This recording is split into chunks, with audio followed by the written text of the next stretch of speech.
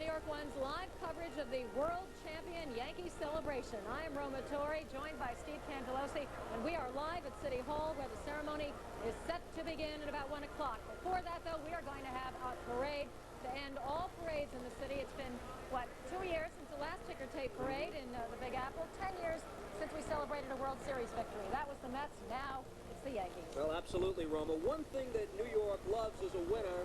Another thing that New York loves is a winner that overcomes adversity.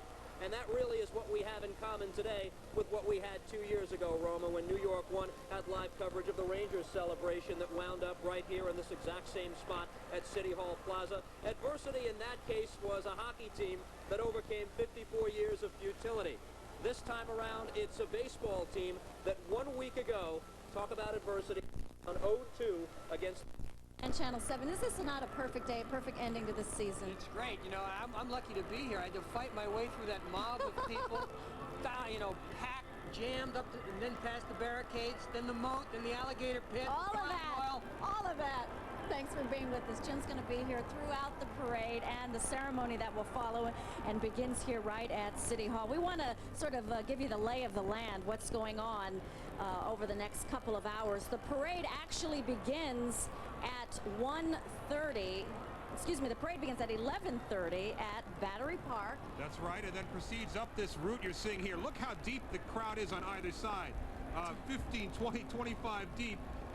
Too thick to even move through many of those sidewalk areas. So people have been here before dawn, staking out their spots, and the world champion Yankees will proceed right up that lower Broadway area there, and it will become the Canyon of Heroes, filled with confetti and pieces of paper already coming out the windows there. What used to be ticker tape is now just shredded paper, but it is some sight. One thing Mayor Giuliani has said is that everybody will be able to see the Yankees because they will be on floats elevated. So even if you're 30 people back, you will be able to see the champions riding down on Broadway. Looks like they're throwing a ticker tape already. They're practicing. They're practicing. The players actually get here. For the tons and tons that will fall from the sky here. It's already a mess down there. Look at that. You know, what you can't see here is the crackle of excitement.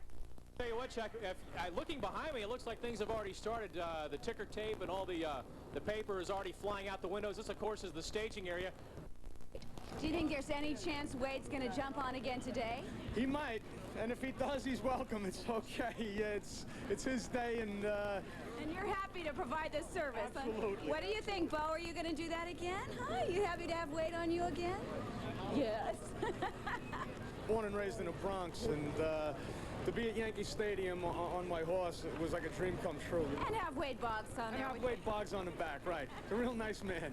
Every fan, even the young, seems to have a favorite player they want to see. Anybody in particular? Oh, no, I just want to see the whole team.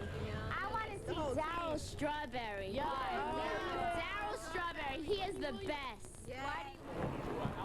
Back here live now, you might be able to see the confetti already starting to come down. The staging area is ready. The bands are ready. Everybody seems ready. And, you know, in our little unofficial survey, Darryl Strawberry does seem to be the player that most people here want to see. But that's because a lot of them think he's cute. Live from Battery Park, Sarah Wallace, Channel 7 Eyewitness News. Plus, he's been there before. He's a familiar face.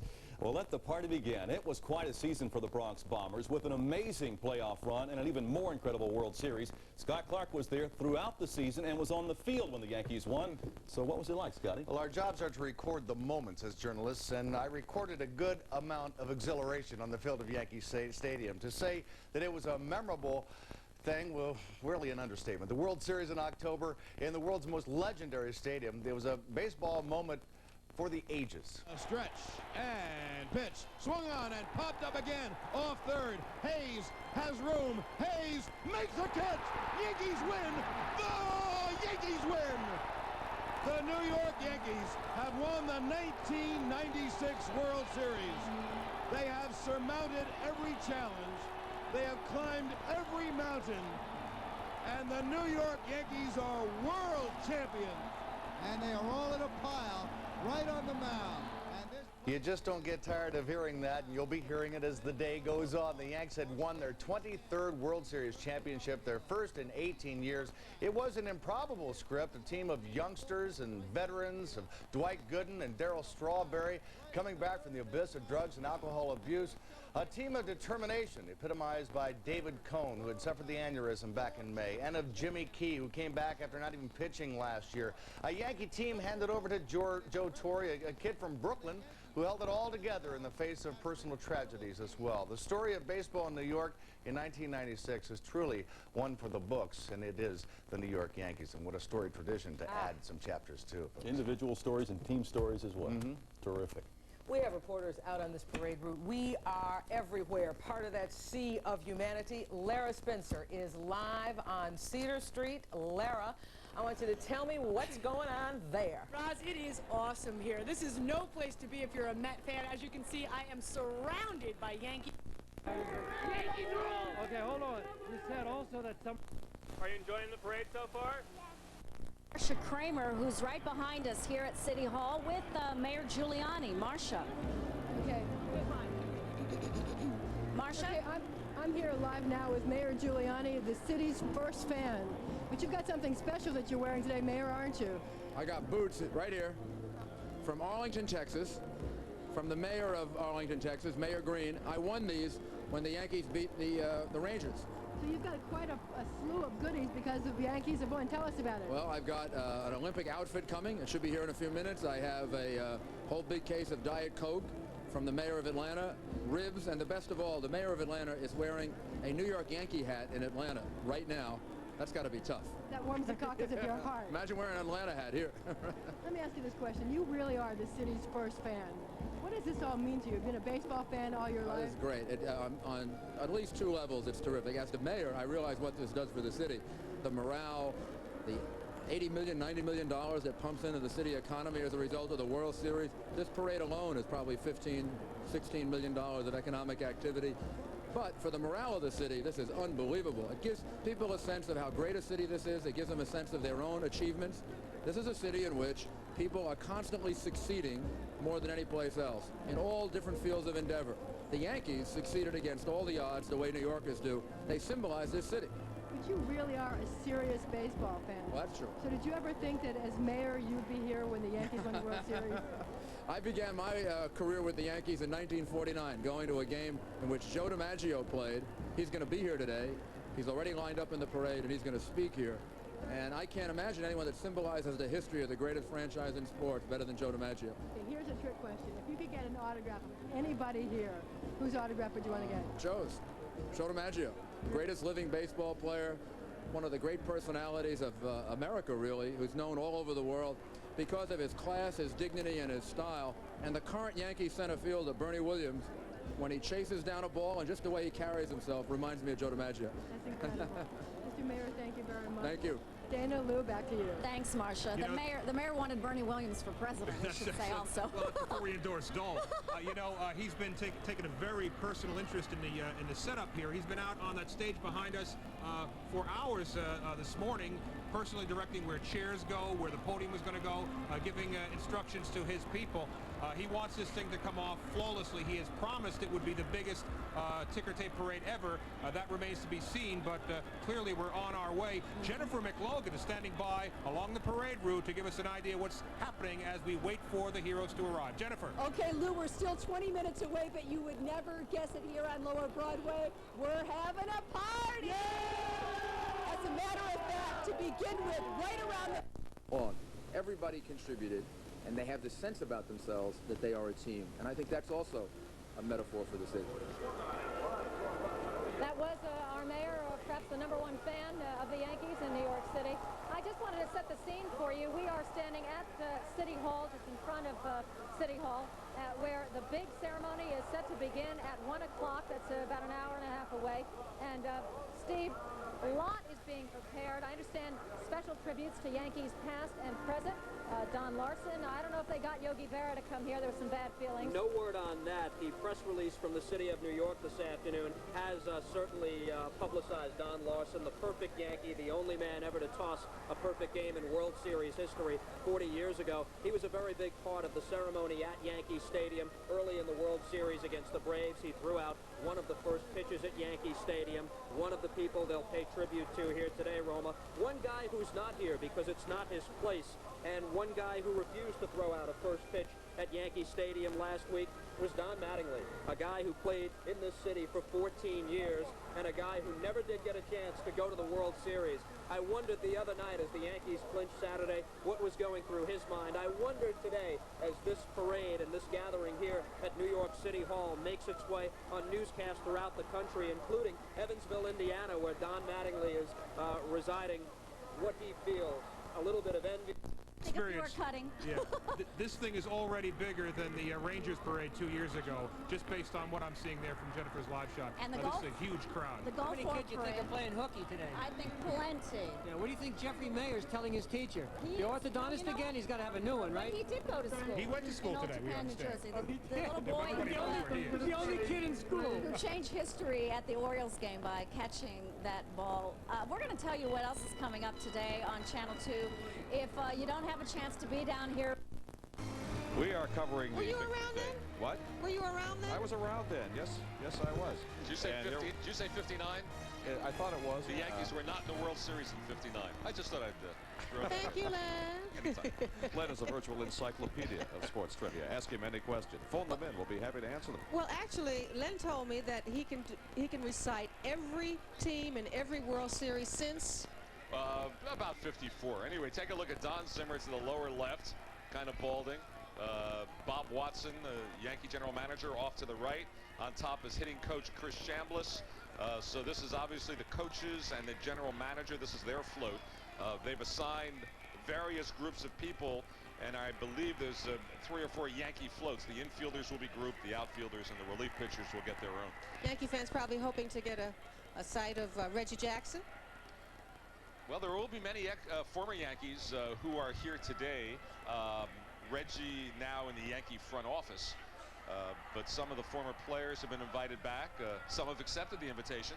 I don't expect Yogi Berra to appear. He has not come back to an official Yankee activity.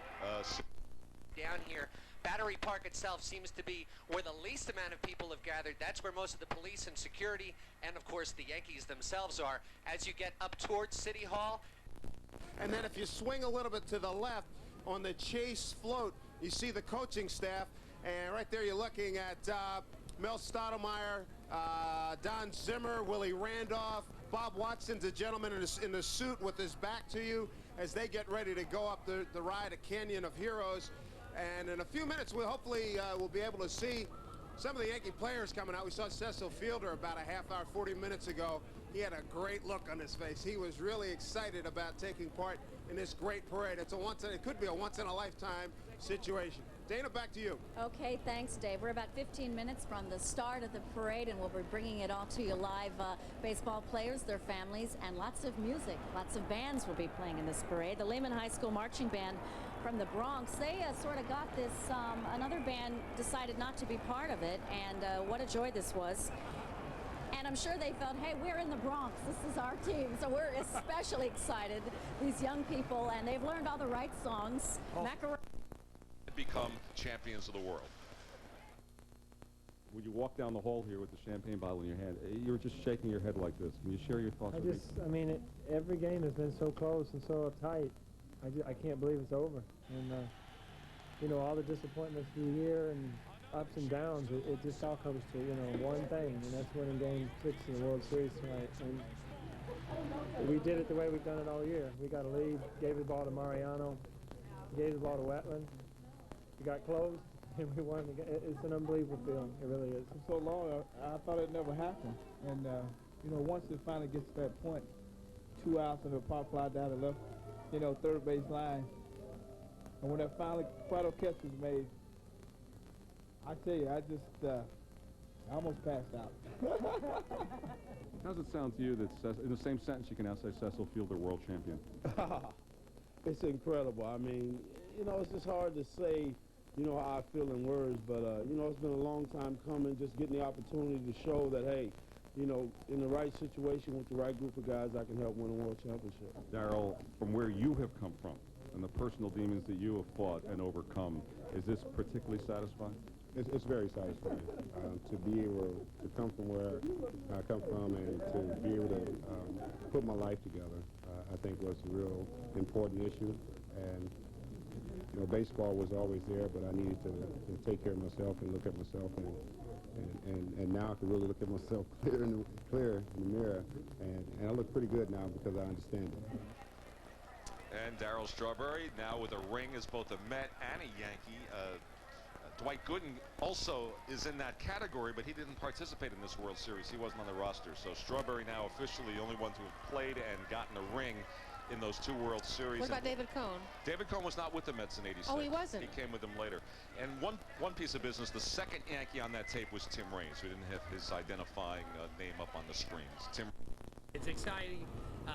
You've gotten the people are delirious. I mean, old people, young people. New York has really come together, and I just think it's going to be the greatest, happiest parade that in my lifetime that I've ever seen. I want to go back to the Mets in '86, but I have never.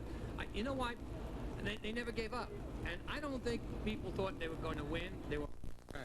Big Yankee fan? Yeah, I've been a Yankee fan. Marching band, which hails from the Bronx.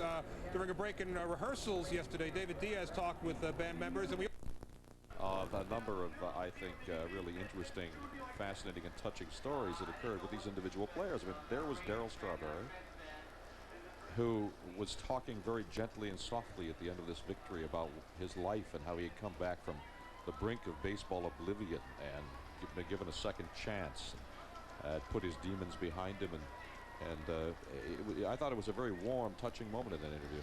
Well, the thing about Darryl Strawberry is that people now forget how long a baseball season this is. He was with the Yankees last year, was not with any team when the season began. He started in, it's almost semi-pro with a team in Minneapolis, St. Paul called the Saints. It's owned by a grandson of the late Bill Veeck. And Darryl was just there and hitting home runs. And George Steinbrenner is the man who said, bring him to the Yankees. And George was criticized a bit when he brought Darryl to the Yankees last year, and Darryl was a model citizen and performed well, and he was criticized a little bit again this year. And, you know, that move for Steinbrenner paid off, as did Dwight Gooden. Well, let's talk about Darryl a little bit in the World Series. I mean, nobody thought that he was going to be a defensive hero. That's right. He played with a broken toe. He played both right field and left field very well. He did, and he's had his problems earlier in his career in the outfield. Yes, absolutely. He worked with Yankee coach Jose Cardinal, worked on his fielding to the point where he will be back next year. George Steinbrenner has already made that declaration that if he and Dwight Gooden pass their physicals, they're back. Let's switch now to Al Roker, who's at Broadway and Cedar. Al, what's the mood down there?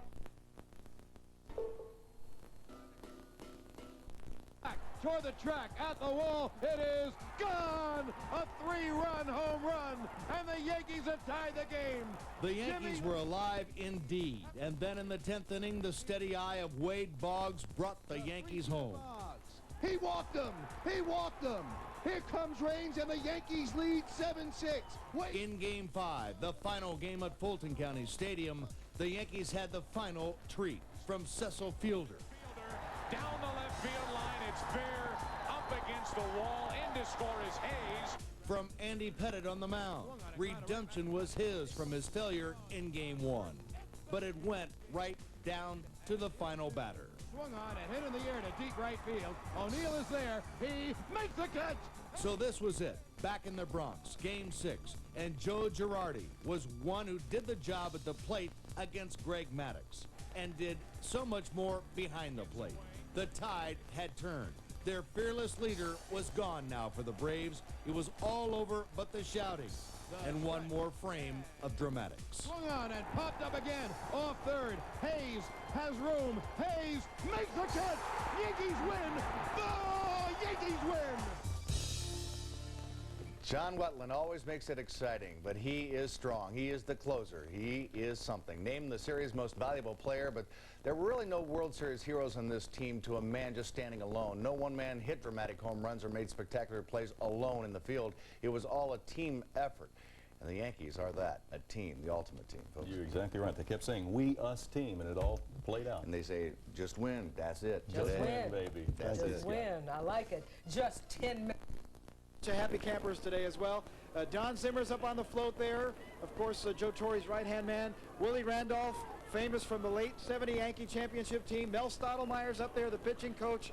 So, again, they're all beginning to make their way here as the parade will be getting underway here shortly. And we got a beautiful day for it. Temperatures have been rising up into the 50s. As bright sunshine has been around too. It's going to stay that way, by the way, the rest of the day, with a high today of about 58, 59 degrees, something like that. Some clouds coming in later tonight, and then eventually we do have a risk of showers in New York, but that's not until later tomorrow as temperatures get into the low 60s. You can hear the chant, Torre. They're all chanting. Joe Torre, of course, a native New Yorker, the only native New Yorker to manage the Yanks, or any ball club for that matter, into a championship. And in fact, the trophy is right over there. It's kind of hard to get a shot. They've got us like pinned in here as sort of the press pool, but you can almost see it. I don't know if Dave, you can get a shot of the trophy, but there it is, the World Series trophy. Right in front of the trophy is Joe Torre signing the autograph. So again, the parade's getting closer and closer, and we'll be bringing you more details down here from Battery Park. In the meantime, we'll go back to you, Mario and Carol, in the studio. Okay, Nick, thanks very much. You get the feeling that Nick is going to like break right through. Day by having the New York Times delivered to your home every morning. And if you call now, you'll get 50% after strangled after using it. Now, and that may have to do with the fact that New York One is being broadcast live on a Jumbotron right over our shoulders, and the speakers are just behind us. So you are hearing New York One in feedback, so that may be part of the problem. Do not attempt to adjust your sets.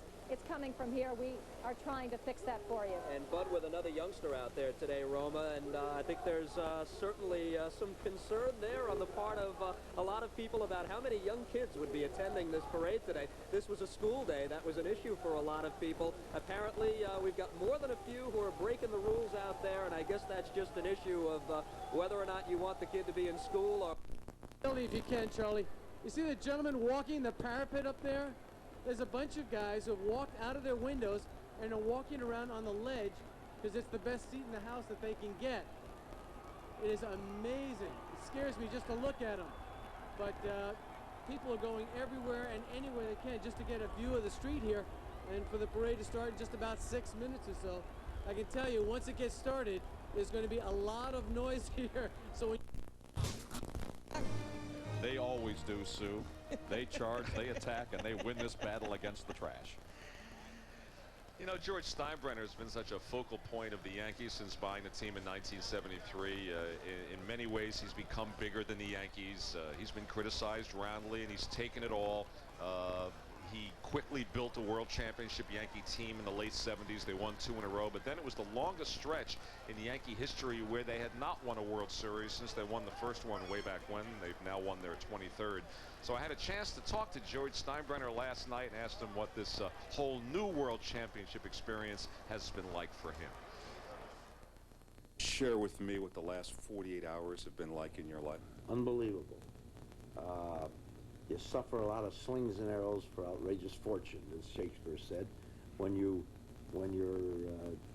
going through the process that competitive athletics bring about. But this city, anybody ever try to tell me that they don't want to play in New York City because of the pressure and because of the media, they don't have any idea how great it is to play in New York City. They just don't have it. And I think any of the young men that played for us this year can understand. If you give something back to this city, they reward you 10 times over. It's been exciting for me. Walk in a restaurant, people say, nice going, applaud. You walk down the street, the doorman, the cab drivers, the cops driving along, all honk their horns. And the players are getting this too, and they have to understand how great it is in this city. I feel that the reaction towards your team is even greater than I would have expected toward the players, toward the manager. They'll even cheer you at the ticker tape parade. Yeah, and that's something. I don't know. Maybe they'll throw something. I don't know. But It is. This town has adopted this team, and I think I can put my finger on the reason. New York people are battlers, son. They have a great quality. I've seen it over 23 years here, called mental toughness. And I think this team had as much mental toughness as any team that's ever played in the World Series. They battle back, and New Yorkers are battlers. And I love that about them. I mean, they battle for their taxi cab. They battle for their lunch counter seat. They battle, and they know what it is, and that's why they've adopted this team. I really think as no other team has ever been adopted by a city. And I think it's good for everything. My gosh, our guys win. The Giants won. The Jets win. I think that's great. It was a great weekend for New Yorkers, but New Yorkers deserve it. Yes, we do deserve it, don't we, Chuckalin? I think so. I think I always chuckle. George often speaks of the battling for the taxi cabs. I'm wondering just how often George battles for a taxi cab with the common man. Just curious. About as often as we battle to get in a subway car. That's about the story on that one. Now, somewhere down in that maze at Battery Park, the parade is just beginning to start, and Glenn Walker's standing by. Glenn? Well, Sue, I've got Congressman Chuck Schumer and John Marr, the president of the Joe Torre Little League right here. Audience. Oh, everybody. God bless. All right, thanks, Mike. You know, we can barely hear you, and that's for a very good reason. We've got Robert Merrill behind us, whipping up the crowd with a lively rendition of God Bless America. Belting it out would be an understatement as well. From the mountain to the prairie to the ocean, white with oh, everybody. God bless America, my home, sweet home. God bless America, my home, sweet home. Robert Merrill getting the crowd even more excited here at City Hall. And he will be back, and a whole ceremony here after the parade. Also, just so you know, there's a huge screen TV here, TV screen, so that everybody here who's not along the parade route can at least watch it. We've gotten a hint of the volume of ticker tape. Lots more to come. We are going to take a break now. I'm with Steve Cangelosi. We'll be right back with New York. Outfit all over the place, and I took my licks for it, but now I get to give the key to the city to all the Yankee players. Here it is. All right. The key to New York City. Every single Yankee player is going to get that. Super. And I'm going to get to introduce one of my great all-time heroes, Joe DiMaggio, who's going to speak at City Hall. And all these great Yankee heroes, they're just terrific. I mean, and what terrific role models. They play as a team. No one great star. Everybody pitches in. And every single player that gets this key can really feel they deserved it because they all contributed. Absolutely. And I know Yogi Berra is your favorite player. You love number 8. Yeah. And this is just a great day for the city. It's a great day for New York City. I hope we can keep them in the Bronx. What's going to happen, do you think? We're going to keep them. I have no doubt that we'll keep the Yankees. Where can you have a love affair like this between a city and a team? I think this Yankee team drew in more fans than maybe even in the past because they were underdogs. And they have a certain dignity and class about them that just attracts people. Well, Mayor, we're happy for you. We're happy for all the citizens of New York. I am too. Great day. The Yankees are back and New York City is back. Absolutely. Thank you. Thank you. All right, Greg, Roz, back to you. All right, Bill, thanks. And as the mayor well knows, good things come to those. There we have.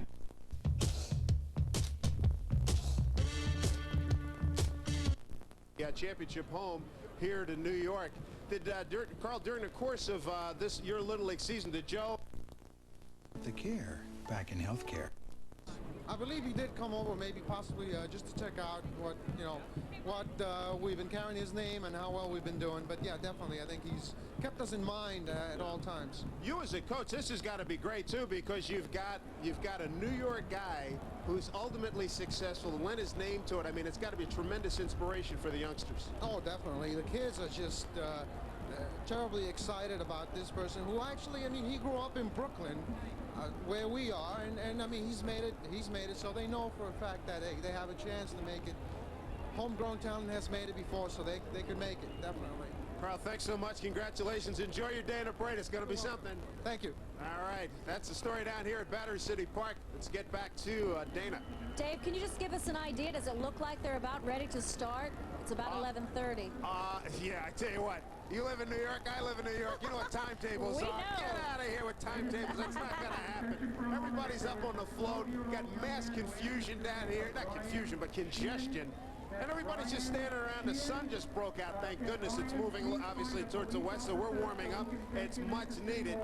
And the little kids are, you know, I sort of feel for the little kids because they're standing here. They can't see over, you know, over many of the adults. So they're in a double canyon, not only down here in Manhattan, but with all the adults and everything.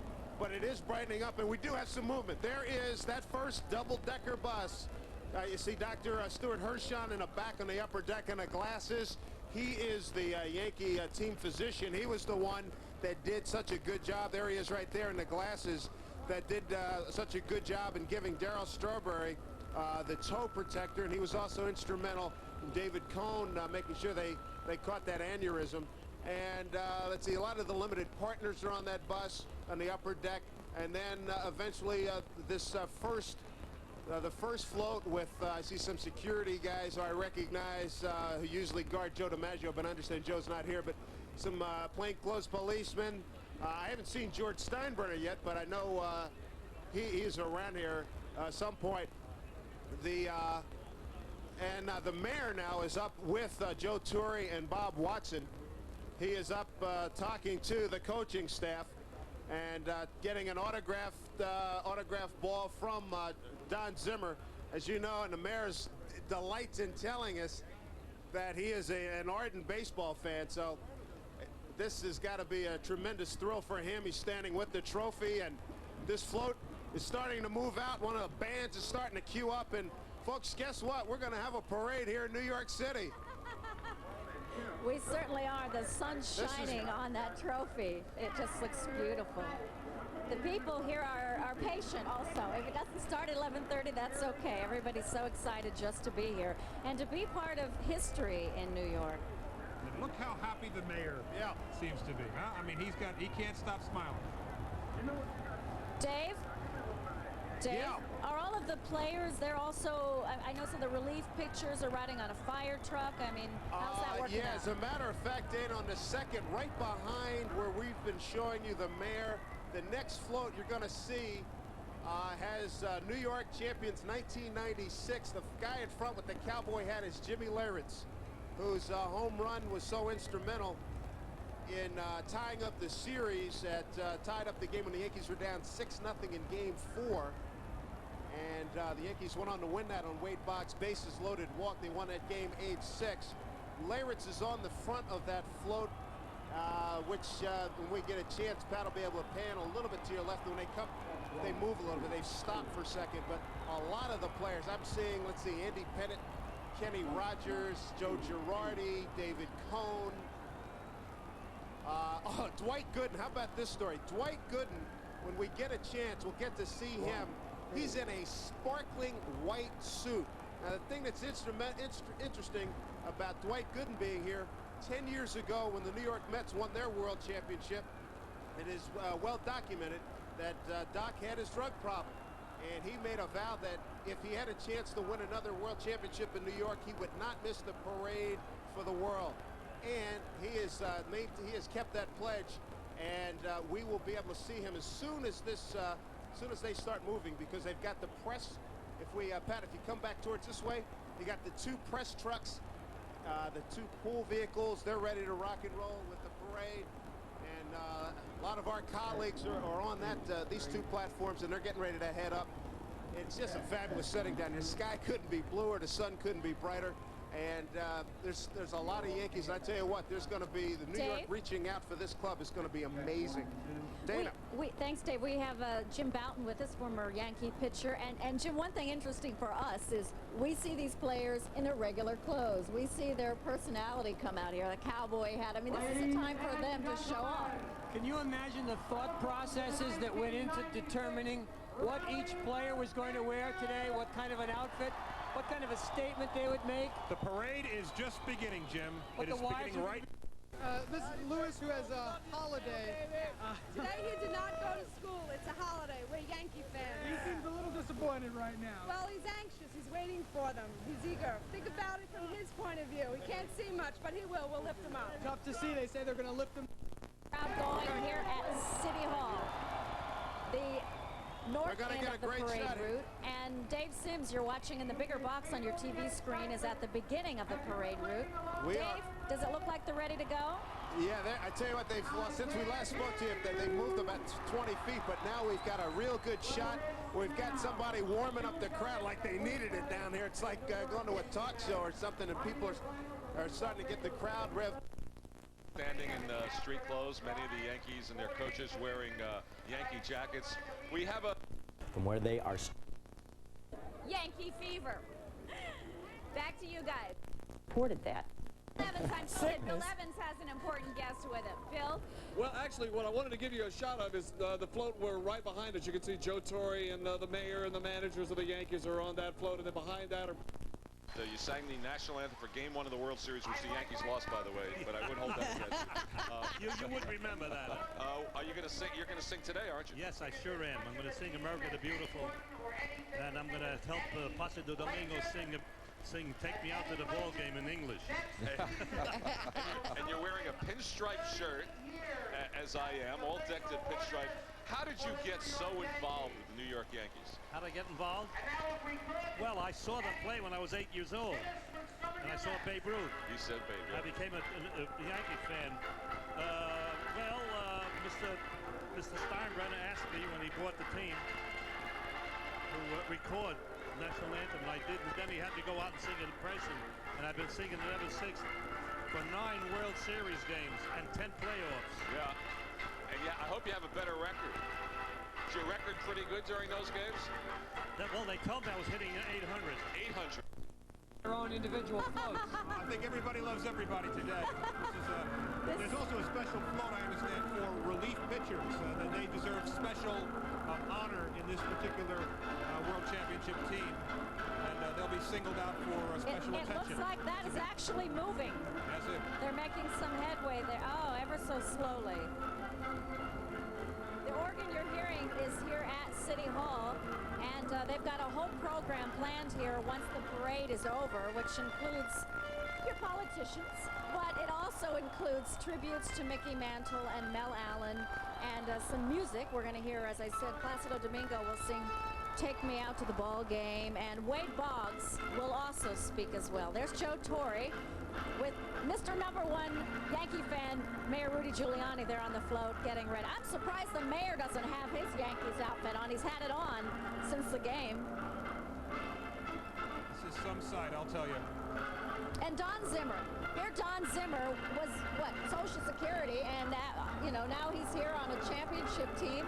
Joe Torre asked him to come, and Did you see Don Zimmer smile in the 6th game of the World Series? In about the 8th inning, he allowed himself the first smile in 48 years, something like that. I mean, I've never seen the man smile, and there he was smiling. he got a little misty-eyed too, I think. The emotion of it all. And you know the closeness between them, too. You really felt that. Looks like the band's moving. Well, Zimmer was born in a dugout. He's lived his whole life in baseball. He sleeps in the trainer's room. I don't know if he goes home at all. That's how much baseball Don Zimmer is. Lives and eats and breathes it. Stories out of school, Jim. What? Well, Jim wrote ball 4 in a reverent look, you know. At one point, but even now, George has made the point that he's been walking throughout Midtown Manhattan in recent weeks, in the restaurants, and after he leaves his table, he gets a standing ovation from the people inside. I think that's really something that really drives home the point of if you're connected to the Yankees in any way at this point, you're going to get an applause, and people do appreciate it. Yeah. Speaking of winners, let's go out to our Mike Gilliam, who's standing by at the Battery Park at the very beginning of the parade. Mike, what do you see? Oh, the fans are going crazy down here at this point, Roma. The first float with the Yankee manager, Joe Torre, and the other top brass for the Yankees has pulled out. And right behind them, the picture you see now will be the actual team float. World Championship New York Yankees for 1996. The players are all lined up on top of that float and getting ready to pull out. A very, very nice man. You know Bob, don't you? We were teammates down in Houston in 1970. It was toward the end of my career, and it was his rookie year. He was a catcher, and I was throwing a pretty good knuckleball at that time. I broke his finger in his rookie year. Did he forgive you, Jim? but he did a great job of building this team. I'm also happy for my old teammate, Mel Stottlemyre, who's a wonderful pitcher and a perfect guy to have as a coach because he's a really steady guy. He doesn't get on that emotional roller coaster, and it gives pitchers a real sense of confidence. You're watching live coverage of the Parade of Champions for the New York Yankees, and there's a view down Broadway, some of the confetti falling, and yes, the parade has begun. It moves slowly, but it has begun. And that's one of the fire trucks. I'm not sure if vehicle of the parade. Looks like it. Jennifer McLogan is along the parade route on Broadway. Jennifer, what do you think?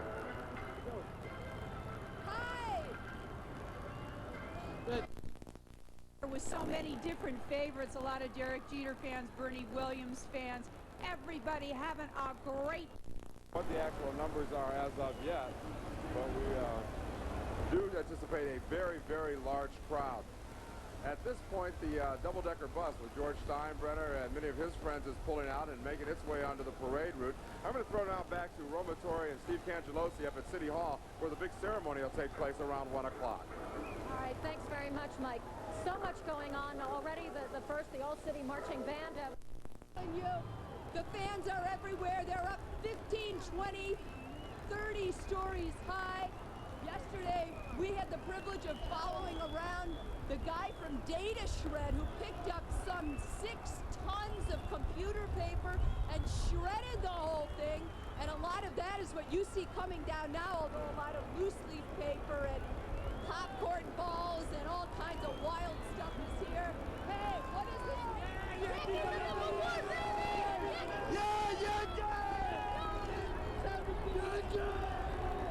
How long have you been waiting to come out? All day, since the beginning of this 2 hours ago, we came out. With the world champions right up Broadway, I mean, my goodness. I think so. I think that this is, if there's any time any political leader should be in front of the crowds of people here, you know, this is the time. This is a jubilant crowd. Look at this. Now, I just want to give you a perspective. We're at Center Street in Park Row, which is on the east side of City Hall, and the bridge is right over here, and this crowd is just growing in leaps and bounds, and they continue to come out of the subway, and none of the chairs over here where the dignitaries will be seated are filled at all, but the crowd out here is just immense. We're expecting even more people to come to this area. Many stories and all Yankee fans, right? Okay, that's it from our position here. All right, John, we're going to throw it now to Glenn Walker, who's with one of the Yankee players. Glenn? Hey, Jim Leyritz is standing here on the float. Jim, you can see all the paper flying down there. How's it look from on top of that float? I tell you, it's going to look kind of scary right now. All the people up in the windows and everything. Looking forward to it. We're going to have a good time today. We saw you at the Ranger game the other night. How much rest have you had since the series? Not a whole lot. No, I don't expect to get any more for another week. All right, have a good time. All right, let's go back to the studio. All right, so David Cohn on the left, Jimmy Leyritz is on the right. We had a glimpse of Joe DiMaggio with the governor. So talk about former Yankees, one of the all-time great Yankees and baseball players ever. Hall of Famer Joe DiMaggio, part of this parade today. Certainly not more visible these days than he was immediately following his career, and it's wonderful always to see Joe DiMaggio. Not a lot of legends, and he certainly is one. The parade is now reaching Al Roker's position. Al? Well, Chuck, I'll tell you, we've got some of the police escorts, and as you look down, a phalanx of New York City motorcycle police, and beyond that, you can see the first phalanx of flags as well, and beyond that, the Macy's balloon with the relief pitcher, the big left-hander. He must have thought, what kind of a welcome is this to New York City? There is the jersey. That's that huge jersey that has been autographed. The huge New York Yankees jersey, and it will be auctioned, and the money raised, I believe, is that it? It's hard to tell from our TV screen here, but there's a huge jersey, and the money raised will go to the school that Joe Torre's sister is the principal of, the Nativity of the Blessed Virgin in Ozone Park. It's beautiful. A lot of signatures on that. A lot of signatures, and the confetti is flying. The confetti is flying as the parade moves down. There are 7 floats, but a lot of cars, Cooper Classic cars from the 60s. With all the excitement on the side, the people are cheering for you. It's wonderful. If you've never been on the street and never been a part of it, you're really missing something. It's great. Thank you very much. Enjoy. I'll do my best. Okay. Thank you. Okay, we're going to go back now to Steve Cangelosi and Roma Torre up at City Hall. Steve, Roma. Steve, that obviously wasn't the governor. I'm sure he'll show up in a moment. We just saw a shot of the Rockettes that were marching or high-kicking their way up that Canyon of Heroes on Broadway. Look at that sea of confetti. It's a beautiful shot. Now the paper storm begins, and I think that's really what this hour-and-a-half stretch is all about, just that one shot. But for so many people on so many special occasions throughout the history of the city, I don't know if you really get tired of seeing it. Just the constant fall of paper and a reminder that, we're witnessing really one of the great events and happy times in the city. And that is, in this case, a World Series championship for the Yankees. There goes that giant baseball as Macy's tries to get creative in all of this. The people at Macy's involved in so many parades on Thanksgiving Day, of course, and they've got baseball fever here too today. It's awfully loud behind us. We are competing with a giant speaker that is blaring the sound. This thing is underway now. All right, back to you, Lou and Dana. All right, it is underway now in full swing. Look at the scene here. You can feel the energy crackling and a blizzard of paper raining down on the reigning world champion New York Yankees.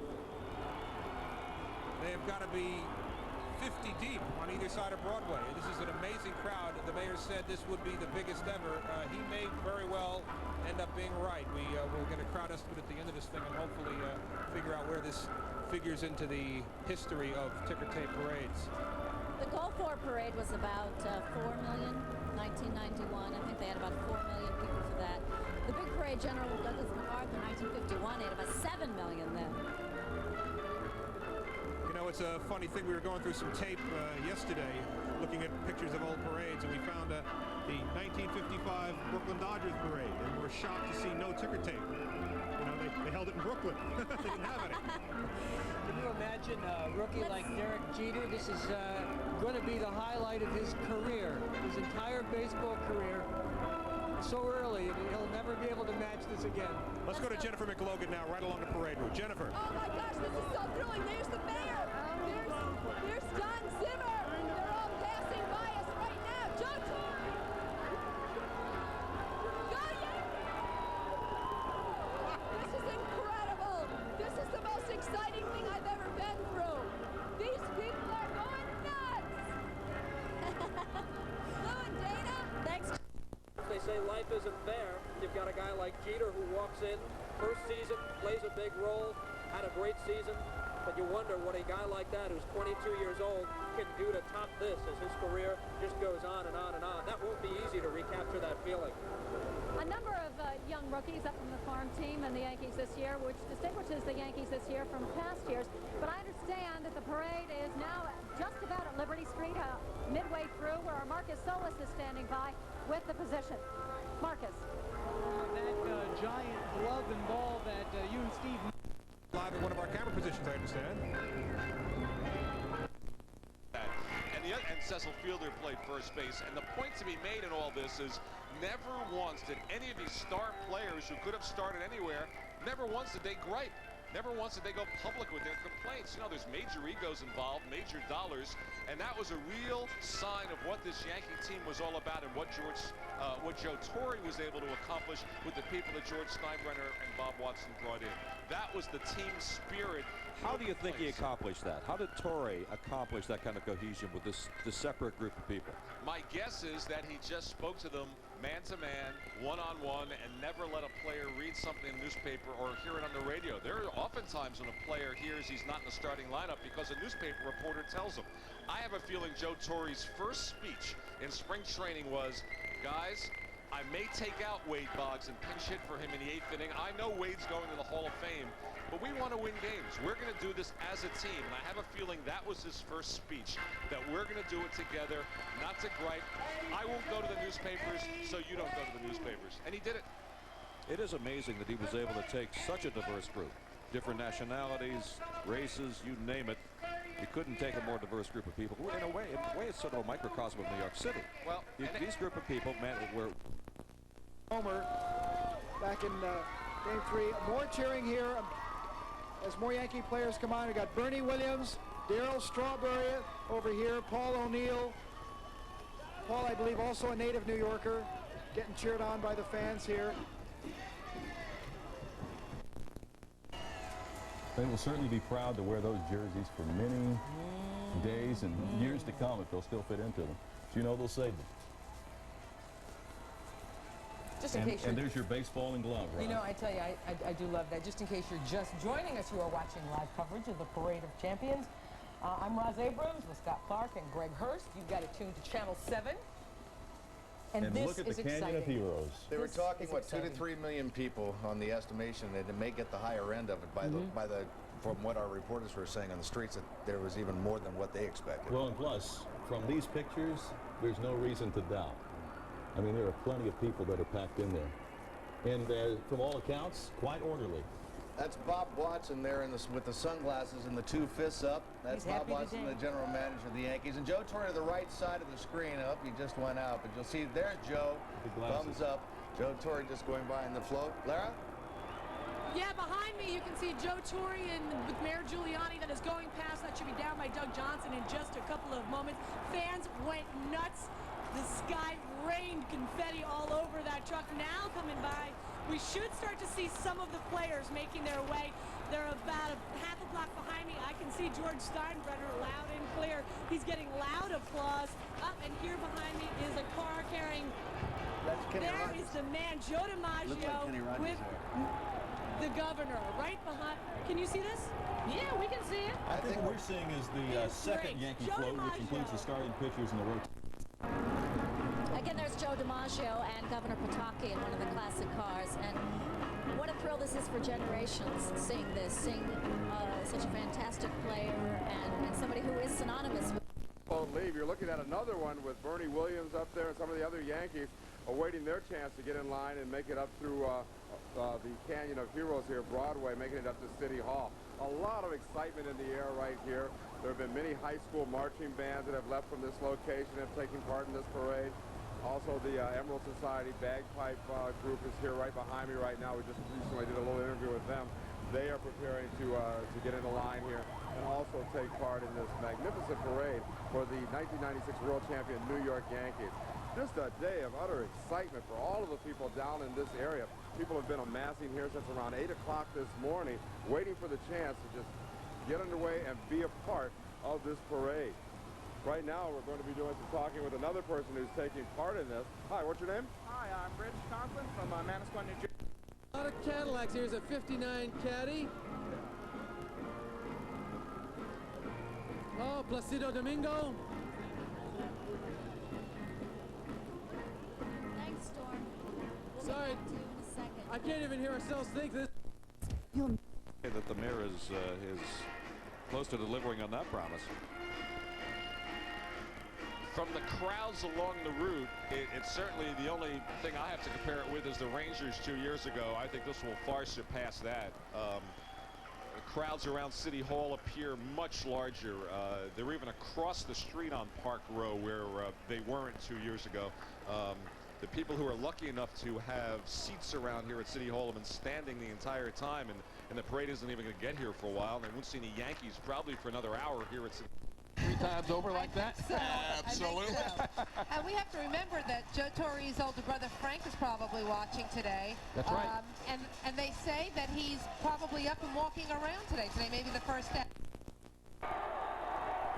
Well, and that picture kind of gives you an idea. Look at all the people along the streets, but not only them, the people that are inside the buildings that are watching this parade, which probably won't be involved in the official count. So there are hundreds of thousands and by some estimations millions of people out along this parade route.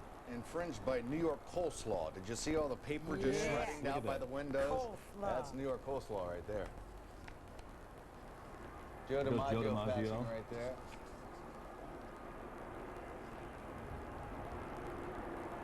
You know, they didn't let the kids off in public school today. Let me tell you, No, but there's a lot of look private school into that kids. crowd, and some of the short ones are not short adults. Those are children. I don't know if think a that lot was of a kids very play good. hooky today. I would have thought this would have been a great field trip Wait a day. minute. Rudy Crew is in the parade, the school's chancellor. Now, he said all the schools are open, and yes, he expected them to be there, but he might have been a little tongue-in-cheek. Maybe he will turn a blind eye. Let's hope so. Are these the pictures, Scott? Looked like it. Looked like Wetland was on that truck. Let's see. Well, there we have Batman and Robin. Certainly the pitching staff came to the rescue here. Is that Andy Pettit on the back? Didn't see it. In his own style of pinstripe suit?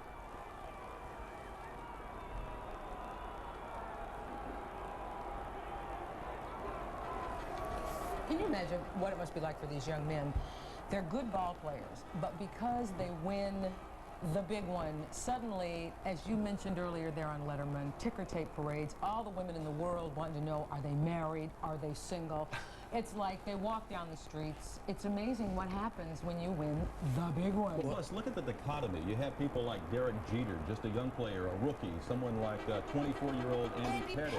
And then you have on the other end of that spectrum someone like Wade Boggs or Tim Raines. And Wade Boggs had never won it. Exactly. Tim Raines had never won it. Raines had been there for 17 years. Wade Boggs even more. Boggs came close, but he lost to the Mets. And I think they would tell these young players, they say, just enjoy this because you never know when it's going to come again. When you win it when you're 22, you think, hey, we'll get it again next year. But sometimes it never comes again. Doug Johnson is enjoying it. Just 1 second break.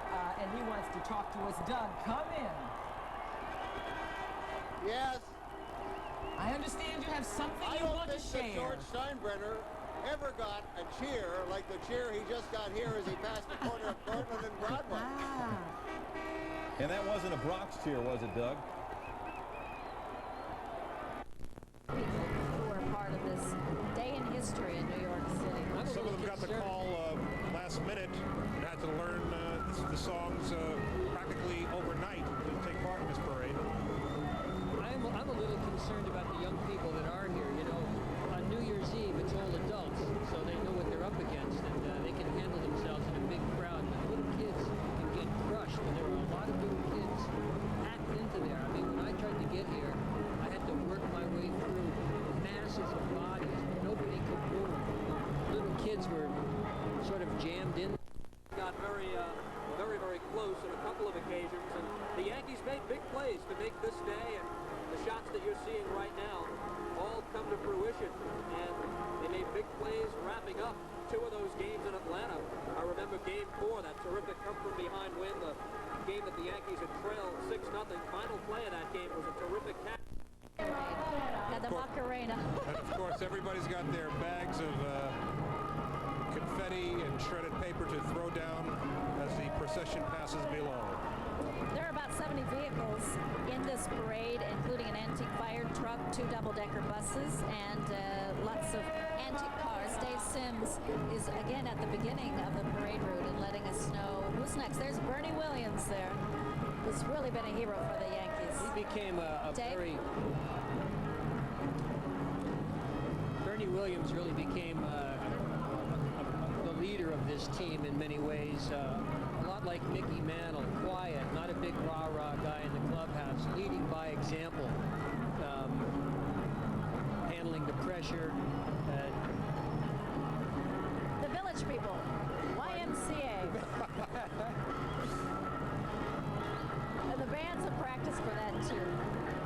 What qualifies people to get into the parade? Do they have to submit an application? Here's our group. We'd like to be in the parade.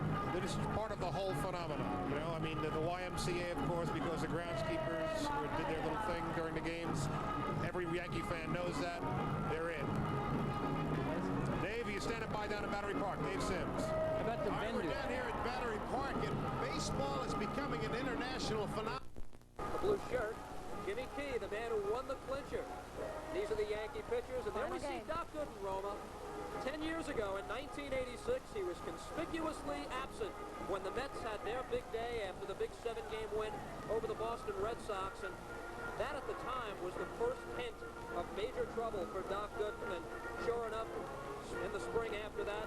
He was kicked out of baseball for drug use. He's loving this now, though. All right, Steve. We've got Marcus Sola standing by at Liberty Street midway on the parade route. Marcus. Well, Roma, the float is now passing the plaza here at Liberty Street, and the chant of Yankees is in full swing. You can take a listen. They are seeing the first batch of World Series champions pass them by. The crowd is in an absolute frenzy. They have been here all day, most of them just holding up cameras over their heads. They may not be able to see it with their own eyes, but they're trying to get a shot of it, something that they will remember forever. David Cone urging the crowd on as he pumps his fist. Many people sitting on other people's shoulders, trying to raise themselves up a little bit to try and get a shot as the Yankees pass by. You can see how high people are. They are in trees. Today, he decided not to be here, unlike a lot of other children who are playing hooky. Of course, everybody was watching him. He had to go to school. I'll bet you a lot of other kids are here. A very eager crowd here. Eager to see their heroes, the New York Yankees. Everybody on their feet here. They are not using these chairs. Haven't seen Bernie Williams. Well, that's what you saw was the first. As I said, the Yankee floats are in. Few years, and to come back from this, very improbable, but you just couldn't doubt him. The bulldog that he really is, as he proved in Game 5. And he is a New Yorker. George Steinbrenner, he almost went to Baltimore, and George Steinbrenner personally got involved in the negotiations and said, I want David Cone here with the Yankees, and he got him there. And I'm glad. And just see how important that was, because that was the difference in this series, this pitching staff between the Baltimore Orioles and the New York Yankees. Scott, before you answer, we've got Bertha Coombs. Bertha, I'm not exactly sure where you are. I'm sure you'll tell us, and what's happening at this moment. Ross, I'm standing at Broadway and VC Street with about 3 million of my closest Yankee-loving friends. Right now, the Modell's big 10 cents to some charities, so do the math. $13,000, and they're going to auction these things off too next week to raise more money for charity. A lot of the Yankee players signed it in addition to the fans signing it, so that's another good. That would be a nice thing to have sitting in the corner of your living room if you could. Oh yeah, right. I think even I could fit into that one. I tell you, one for me and one for Cecil. That's what that was. That would be very nice. Put that under the old Christmas tree. Flow. You see Wade Boggs off to the right. There's Mariano Duncan to the right on the front. Mariano, a veteran to World Series play. There's Bernie Williams off to the right, center fielder. So Cecil Fielder right in front. This has got to be absolutely spectacular for Wade Boggs. Yep. Remember 1986, he was for the Boston Red Sox. And, sitting in the dugout. Sitting in the dugout. Cecil Fielder taking pictures. Charlie Hayes right in front, looking. Fielder wants bigger applause. He didn't get enough when he played in Detroit, so now he wants a few more applause now with the Yankees. That's Andy Fox, the tall fellow with his head sticking up, a reserve infielder, and another of the Yankee floats as they go by. I mentioned Mariano Duncan, Len. He played in a series with Cincinnati. Right. And now the Yankees and another team, it escapes my memory. We he's talked had about it. World Series experience. It's great for some guy. And Paul O'Neill had. And he fit in, and he became a leader by example. And there's Andy Pettitte waving there. Joe Girardi, his battery mate. Yeah. Andy Pettitte was something, huh? I mean, in Game 1, he was just so disappointed with himself because he put so much pressure on himself for a 24-year-old guy. I mean, he's in his second year in the majors, and he's going to win the Cy Young, hands down. You just have to believe that for the American League. And then he comes back and just pitches just a whale of a game the second time around, and really kept the Yankees on their run. There's no sophomore jinx there. No. You know, We've got the outfielders and the trainers here. Right in the back, you can see Paul O'Neill, Bernie Williams, Darryl Strawberry, and Jennifer here. She's probably going to try and run up and grab Darryl Strawberry. I'm going to have to keep an eye on her again. You see these guys, the trainers are down in front, and back behind them, you've got the outfielders. It's kind of, there's Darryl. He's in a gray, he's holding his baby. Yeah, Darryl's up front, and Paul O'Neill's in the very back. Okay, you've got Paul O'Neill right in the back left-hand corner as they come by. This really is a family day.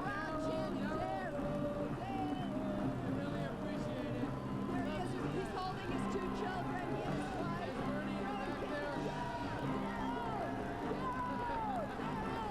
Strawberry throwing kisses to the crowd, a man whose career was in the dumps and celebrating. They've just gone by us. They're on their way. Lou, Dana. Bernie Williams. Thanks, Storm and Jennifer. This is such a family day, Jim. Yes, it is. It's baseball has become more of a family sport. And I mean for the players. Oh, yes. In my day, families really weren't encouraged to be part of the festivities. I remember when players would have a birth of a first child, they had to be at the ballpark. Bob. There's the Village people there.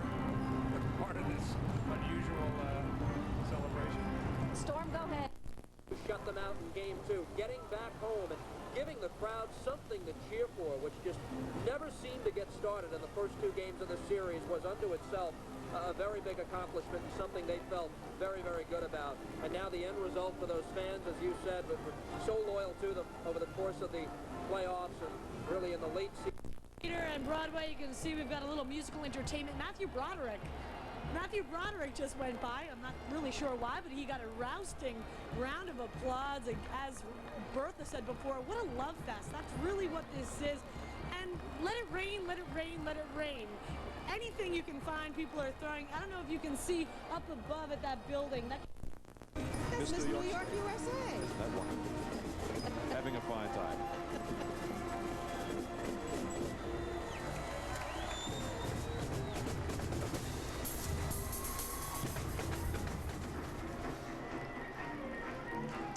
We should identify, and there's the Emerald Society Fire Department.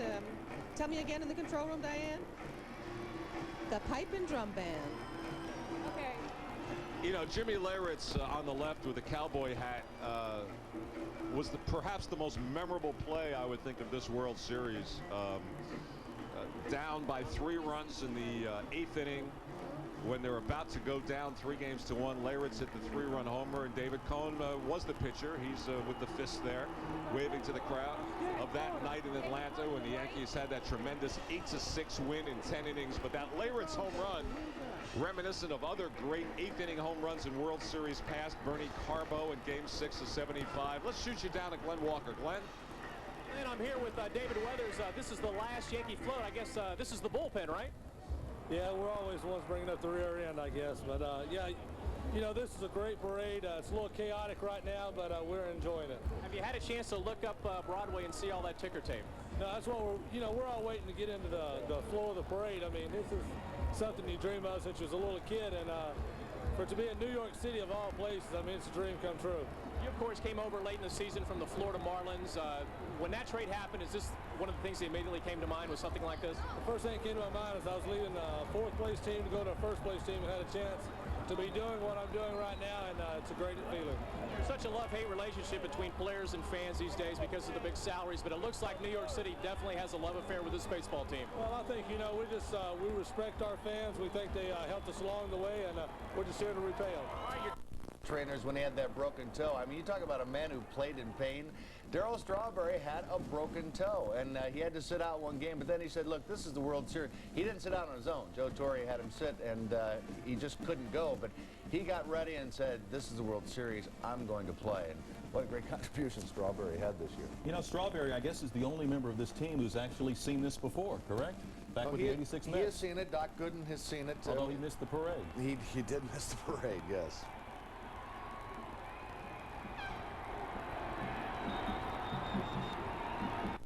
That is the absolute truth here. New York City is showing its stuff. A ticker tape parade, confetti coming down, raining down in the office buildings. You see people trying to get a shot of the parade. They are at the windows. They're dumping confetti, many with cameras, some standing out on ledges as they are trying to get a glimpse in, be part of history, really. The first ticker tape parade in 2 years, first World Series related parade in 10 years since the Mets won it back in '86. But this crowd, they're on their feet, they're on people's shoulders, they're on phone booths, they're in trees. They've literally scaled one of the buildings here on a ledge trying to get a shot of the Yankees. Let's toss it back to Steve and Roma back at City Hall. Thanks very much, Marcus. That Macy's Ball and Glove has passed here, so the parade is making its way slowly but surely to City Hall on its way to the big ceremony at 1 o'clock. I guess there's one vantage point, Roma, where fans get a double dose of this. There is that corner right up there in front of 253 Broadway where they're going to have access to the City Hall Plaza ceremony, and also first float passed by a few moments ago, that big Macy's glove. So those people who position themselves strategically down here are going to really whoop it up really on two occasions. Number one, the parade, and also the ceremony that's going to begin here. Oh, I guess just about 50 minutes from now. All right. Our Paul Florangis earlier this morning had a chance to speak with the Yankees, and he is with Mike Gilliam now to report on his exciting moments earlier this morning. Mike. Thanks, Roma. I looked across the crowd and I saw like one of the biggest smiles down here belonged to one of my colleagues, Paul Florangis.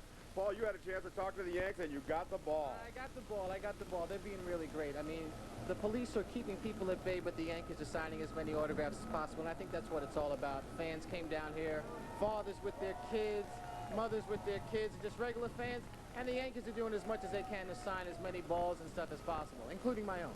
Are they actually soaking up the atmosphere? Are they able to do that? Soaking it up. They're very happy. I spoke to Luis Sojo. He's very happy. Derek Jeter was just soaking everything up. Of course, he was the main autograph. Everyone wanted Derek Jeter's autograph. He seems to be having a good time. They're all having a pretty good time. Bernie Williams is up there having a good time, waving his Puerto Rican flag. Mariano Rivera has his little Panamanian flag. They're having a good time. Let's step aside. Look what we've got back here. That you've got the ground crew doing their thing. They did the YMCA a little while ago. Now they're doing the whole Macarena thing. And I think the crowd's getting into it. The crowd is definitely getting into it. And that's what it's all about. You got people up in the windows here doing the Macarena up there, woman in the white. Everyone in the windows is doing the Macarena. Unbelievable, unbelievable. It's a really great team. Okay. Definitely better than the Mets. We're going to take a look at them actually doing the Macarena on the back of that float there. The grounds crew, of course, was the people who took part in like the world's largest Macarena out at the stadium earlier this season when everybody in the stands did it and they set that record. Something that definitely caught on as far as New Yorkers are concerned here. And as Paul said, people in the windows doing the Macarena, in the crowd, everyone absolutely enjoying this. I'm going to throw now to Marcus Solis, who's a little bit further up the...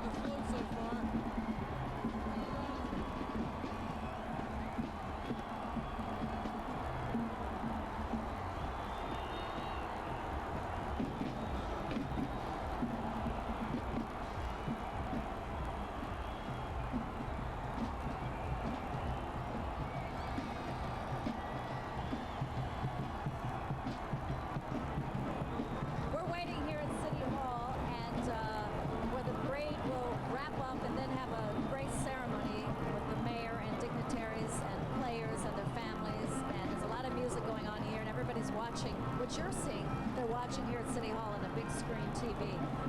I think this crowd is really causing the parade to stop. This is not something you wanted us to see drive by at high speed, you know. They get close, they want to touch their heroes. This is what it's all about. It's why they came down here.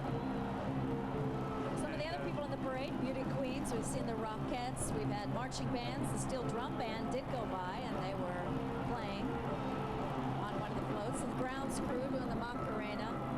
The whole organization, I mean, this isn't just the players, it's the whole organization celebrating this. The players want this to last as long as possible so they can enjoy every possible minute, but pretty soon they're going to be concerned about their children on the floats that need to go to the bathroom. 3 hours is a long time. It's a long time. To be in a parade. I don't know what's going to happen. Ladies and gentlemen, we have some missing children and some missing parents. They're looking up to the sky and enjoying Look this. next door to you, look behind you, and help me find these people. And looking at the people 10, 20, 30 deep along the sides here. And again, those are the pictures that you're seeing. 12-year-old daughter, Renee. Is Mom Marie here? Ultimately, Darryl Strawberry became as close to an everyday player as you can get without. They really searched for a while, but that's where the acquisitions came in, and Graham Lloyd helped. However bad it was, when he first came over from Milwaukee, it turned into aces. He didn't allow a run in the postseason. He came on, he faced one batter, he faced two batters, and that would be it, but he did his job against the left-handed batters. They all have their stories. David Weathers, when he came back in Texas, when Kenny Rogers failed, he came on with 2 on, and he got Juan Gonzalez to a double play. He was unbelievable. There's Bernie Williams waving in the back there. They were stoppers in the truest sense. They really were. All of them were. The relief pitching, they were the relief of the Yankees. They just carried it on. You know, Rivera has kind of that same presence from a pitcher's standpoint as Darryl does. He was just intimidating on the mound, just that motion that's as smooth as silk. Some throw harder, but he always had the location and was always intimidating hitters. And that was the deception, because he threw so smoothly and it came so fast. It would just get the hitters. They couldn't hit the guy. He had Broke his heart when he was playing for Montreal, when Monday had the big hit that won it for the Dodgers, and ultimately they went to the World Series. Well, Tim Raines, a guy who was living large this afternoon. He really didn't think he would ever get back to this point. This is a guy who had personal problems of his own. His problems so well documented with drug use and other things. This was a guy who admitted in later years that he had slid head first into the base so that a cocaine vial in the back of his pocket would not break. He has come miles from that point, as so many other people on the Yankees have. Really down in the dumps, perhaps at the lowest points of their lives. And that's a lot of what this parade is about this afternoon, Roma. More than a baseball team, but people who, at least for the time being, have triumphed in more ways than one. It is a team that is so easy to like this year.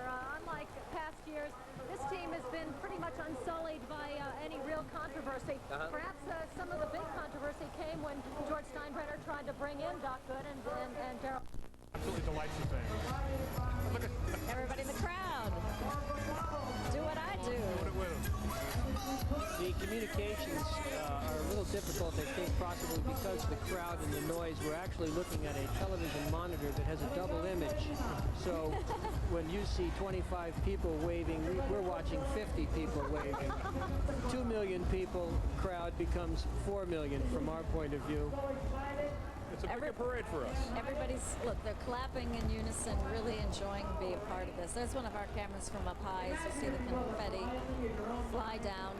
Ticker tape, it's not what it used to be. The last time that they actually used real ticker tape that was being used was 1960. So that float, he's going to call it from his position. Marcus. Well, Roma, I'm standing here with thousands of happy Yankee fans, deliriously happy, as another float passes by containing more players on that float. Big Daddy, Cecil Fielder right there in front, and Derek Jeter, most likely the American League Rookie of the Year, waving to the crowd. Most fans here are waving flags. They're throwing confetti. Some people are throwing, one person threw a baseball trying to maybe get an autograph. The crowd, absolute thrilled here. They started arriving around 6 o'clock, and by 8 o'clock, thousands had amassed, and they've been waiting patiently all morning long, and now they are seeing their heroes up close as they pass by on the float. There's Mariano Duncan waving to the crowd, and at points like this, we noticed this with the first float, it gets a little backed up, it stops, and the crowd just loves that even more. Crowd chant of Jeter by the crowd as they are cheering on Derek Jeter, the Yankee shortstop, most likely, again, as we said, to be the Rookie of the Year in the American League this season. The crowd absolutely thrilled. Many holding up signs, caps, waving them at their heroes. Wade Boggs now pumping the crowd up, waving to them, getting them excited. Not that they really needed it, but they are really getting riled up as they see their Yankees go on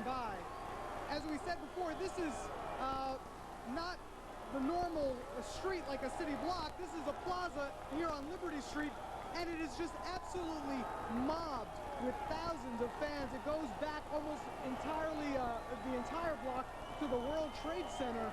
People just have stood up on everything. The portable john that was brought here has almost buckled the roof of it as people are standing on top of it. Telephone booths on the side of a building that has a ledge here. People have just climbed on anything they wonder what moves should be made next, and why are they doing this, and why are they doing that. And that's what baseball has that the other sports don't have. Baseball, football, and basketball have their own kind of excitement about them, but they don't really allow the fan a chance to get involved in the strategy and to ponder and contemplate each move as it's being made. It really was an elegant World Series, strategy-wise, I thought. The thing that caught me was that you saw some of these pitchers, especially the relief guys, several days in a row pitching. And that's not usual at all, is it? Yeah. Manasquan.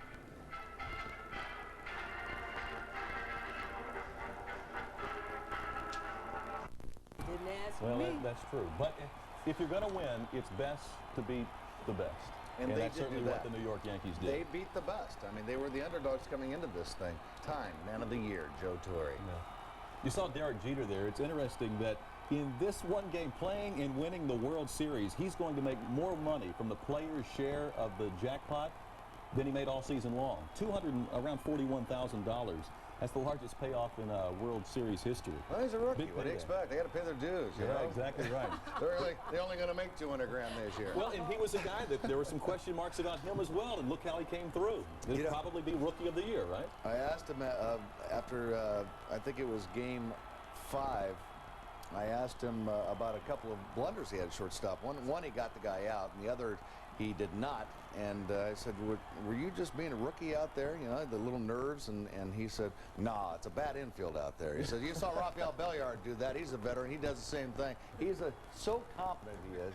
As we see a great float there with O'Neill and Strawberry, a star-crossed bunch right there. Well, and it was a great mix of players. You had these rookies and you had the veterans, and look at how well they got along, and they encouraged each other along the way.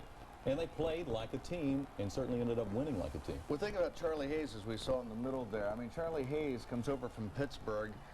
It was an unpopular move because Wade Boggs was set at third base. Wade Boggs was having some problems with his back, and the Yankees went ahead and pulled the trigger. You have to credit Bob Watson. With stories about how he had gone to Yankee Stadium and had seen Babe Ruth play, and how he had this big bat that looked like a toothpick in his hand. And of course, like any kid, I was impressionable about home runs, so I became If only I could get one of the Yankees to talk to me. So I have to see who's in this. Maybe Paul can pan over to this busload, see who's in here. Well, this looks like, what do you call these people? VIPs. VIPs. Carol, are you there? 62 when we won the World Series. We beat the Giants in 7 games, and we got a luncheon. You know, the roles were hard. You know, when you think about how rare this is, it took Joe Torre 4,272 games in his career as a player and a manager to get to the World Series. You could be a Yankee fan just on the Joe Torre story. Unbelievable. And of course his brother Frank. Let's see some video of John Wetland. Right now, this is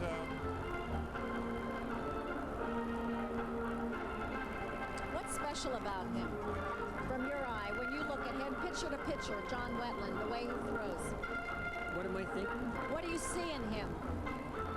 He's basically a one-pitch pitcher. He's got this overpowering fastball, and he comes in and that's what he throws. He knows he's only going to have to do it for 1 inning. He doesn't have to be clever with these guys. They know what he's throwing. The fact that he throws it 97, 98 miles an hour, it doesn't really help him to know that it's coming in there.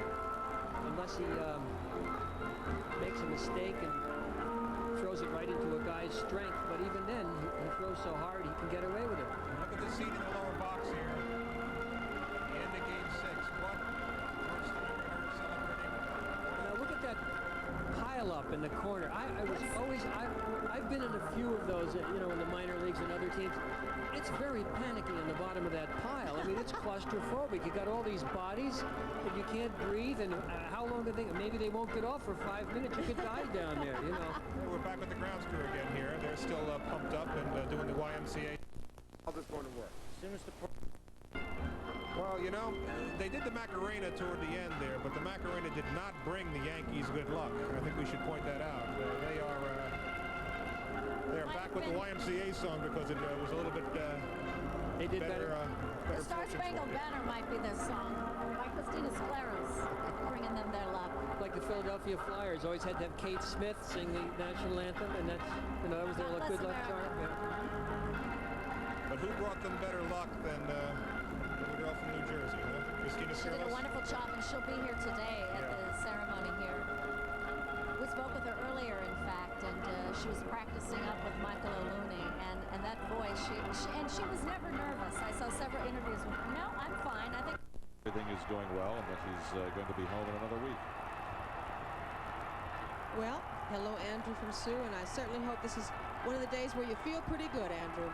And Andrew, if you're not a Yankee fan, I'm coming after you, okay?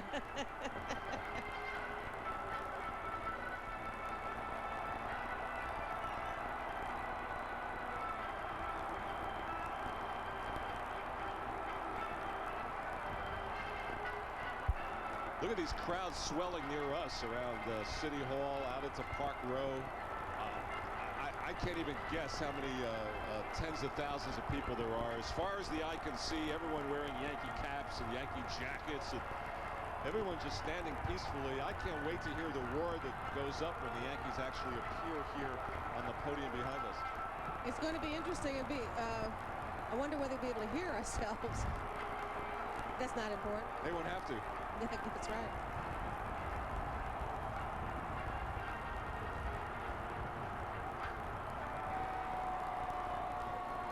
That's the last float, the relief pitchers featuring the World Series MVP. John Wetland. There's John applauding. Not bad. Here are a few fans chanting MVP as he went by.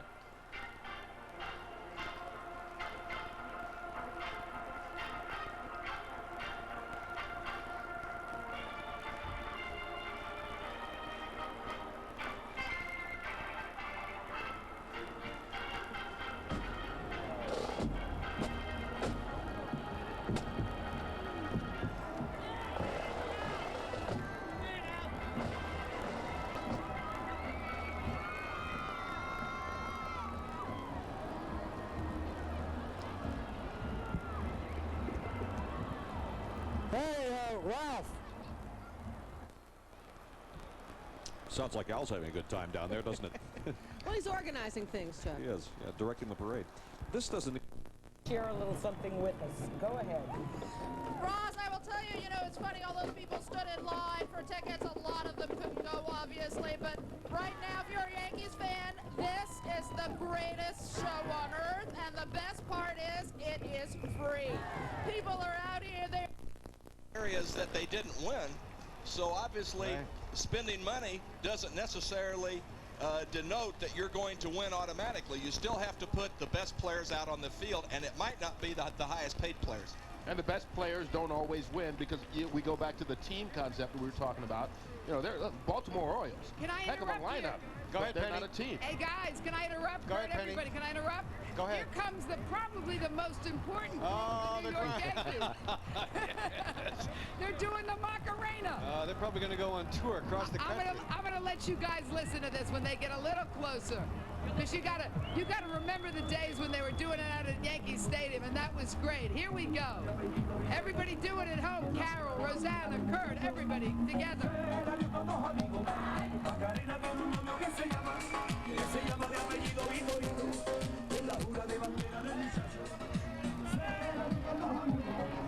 All right. There you go, How Karen. was that? How was that? But Penny, I have a feeling I'm doing the twist. I haven't caught up. They get their plugs in. It is still vision and nobody else's. All right. The parade, the beginning of the parade is way past Battery Park, and we've got Marcus Sola standing by midway with the scene from there. Marcus. All morning long, we've been telling you that the biggest crowds, of course, have been reserved for the Yankee players themselves. I mean, frankly, that's who the crowd is here to see. But let me tell you, the Yankee ground crew is getting a big ovation as well. Of course, they may be the most famous ground crew in all of baseball with their Macarena antics, something that started in spring training. Now they're doing YMCA. It started out as a little competition between the Met and Yankee grounds crew, and it just ballooned. I believe it was the Dodgers had a Macarena night that they billed to be the biggest night, and then the Yankee grounds crew said, well, we're going to top that, and they certainly did. About 50,000 people jammed into Yankee Stadium to do the Macarena, and the ground crew has just taken that and run with it all season long. They had the crowd going as they passed by. Liberty went by pretty quick, but they are still dancing up a storm doing the YMCA. The crowd here continues to jam into Liberty Street, the plaza here. The crowd goes all the way back to the World Trade Center and starts, of course, at Broadway. The lucky few that are in prime position, they got here like at 6 in the morning and just continue to come all morning long as the crowd is here. They're on their feet, they're on people's shoulders. They are just trying to get a vantage point wherever they can. Let's send it back to Roma and Steve. Thanks, Marcus. You know, the confetti is raining down on us, and I'm looking at some very interesting items that are coming out of the skies. I saw a telephone bill. I'm looking at something that looks rather important that just came out of City Hall. I don't know if the mayor might have something to say about this. Maybe some city contracts we could do some snooping on. But in any case, all variety and form of paper is coming down already as we speak. The parade has made its way through City Hall. We're about half hour away now from the big ceremony where the Yankee team will be voted to the New York Yankees World Series champions. Here's one of the double-decker buses. Well, you know, this week we were joined by two. Help me, and Scotty, you still have good vision. So when they come back, zero in. One small programming note right here. If you're looking for The City, the ABC soap drama, you're watching it. Last week, Yogi did an interview where he softened his stance just a little bit when the question was put to him whether or not he would ever come back and take part in any sort of ceremony at Yankee Stadium. He said, well, if they want me, maybe I'll go. Well, that's about as definitive as he got at that point, and who knows now what the future holds for Yogi Berra. That is one of the few things that still eats at George Steinbrenner today, Roma, the Yankee owner. Many of the people who he's fired over the years, he's retained in another capacity. He was a guy who would pay managers that he fired, using them as scouts, keeping them on the payroll in some other capacity. But Yogi Berra, a guy who was promised in the mid-1980s a full season to manage the club, and George fired him after just 16 games. So it was understandable at the time. He's one of the few people who has not come back to George, and that's one of the few things that still eats at Steinbrenner today. And who can forget the era of Billy Martin? It was Billy Martin, I believe, at the helm in 1978. Correct me if I'm wrong. 78 actually was Bob Lemon who took over the ball club. Billy had his championship the first time around with the Yankees 1 year earlier, and Billy is a man who is obviously just typical of everything.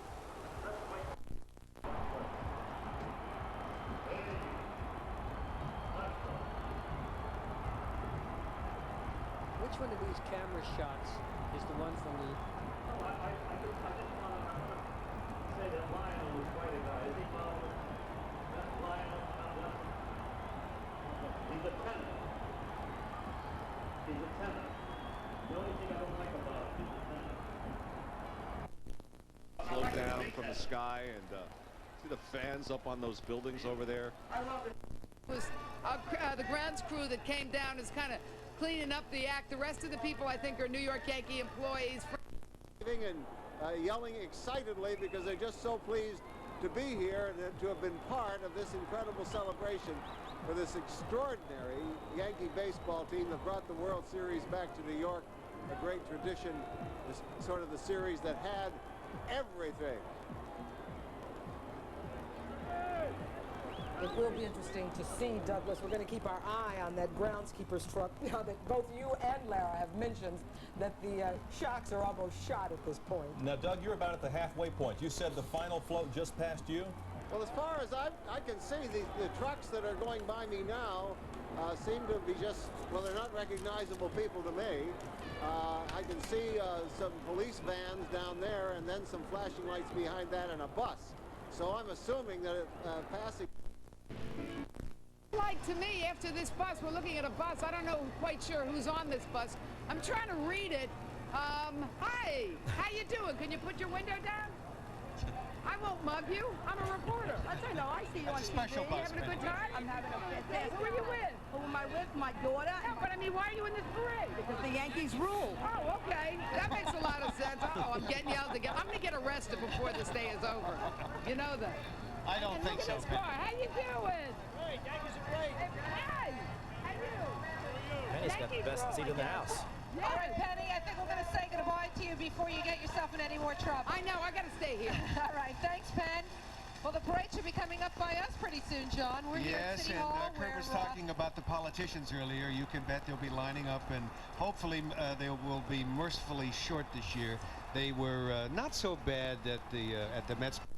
It's a wonderful thing about the World Series because it attracts everybody.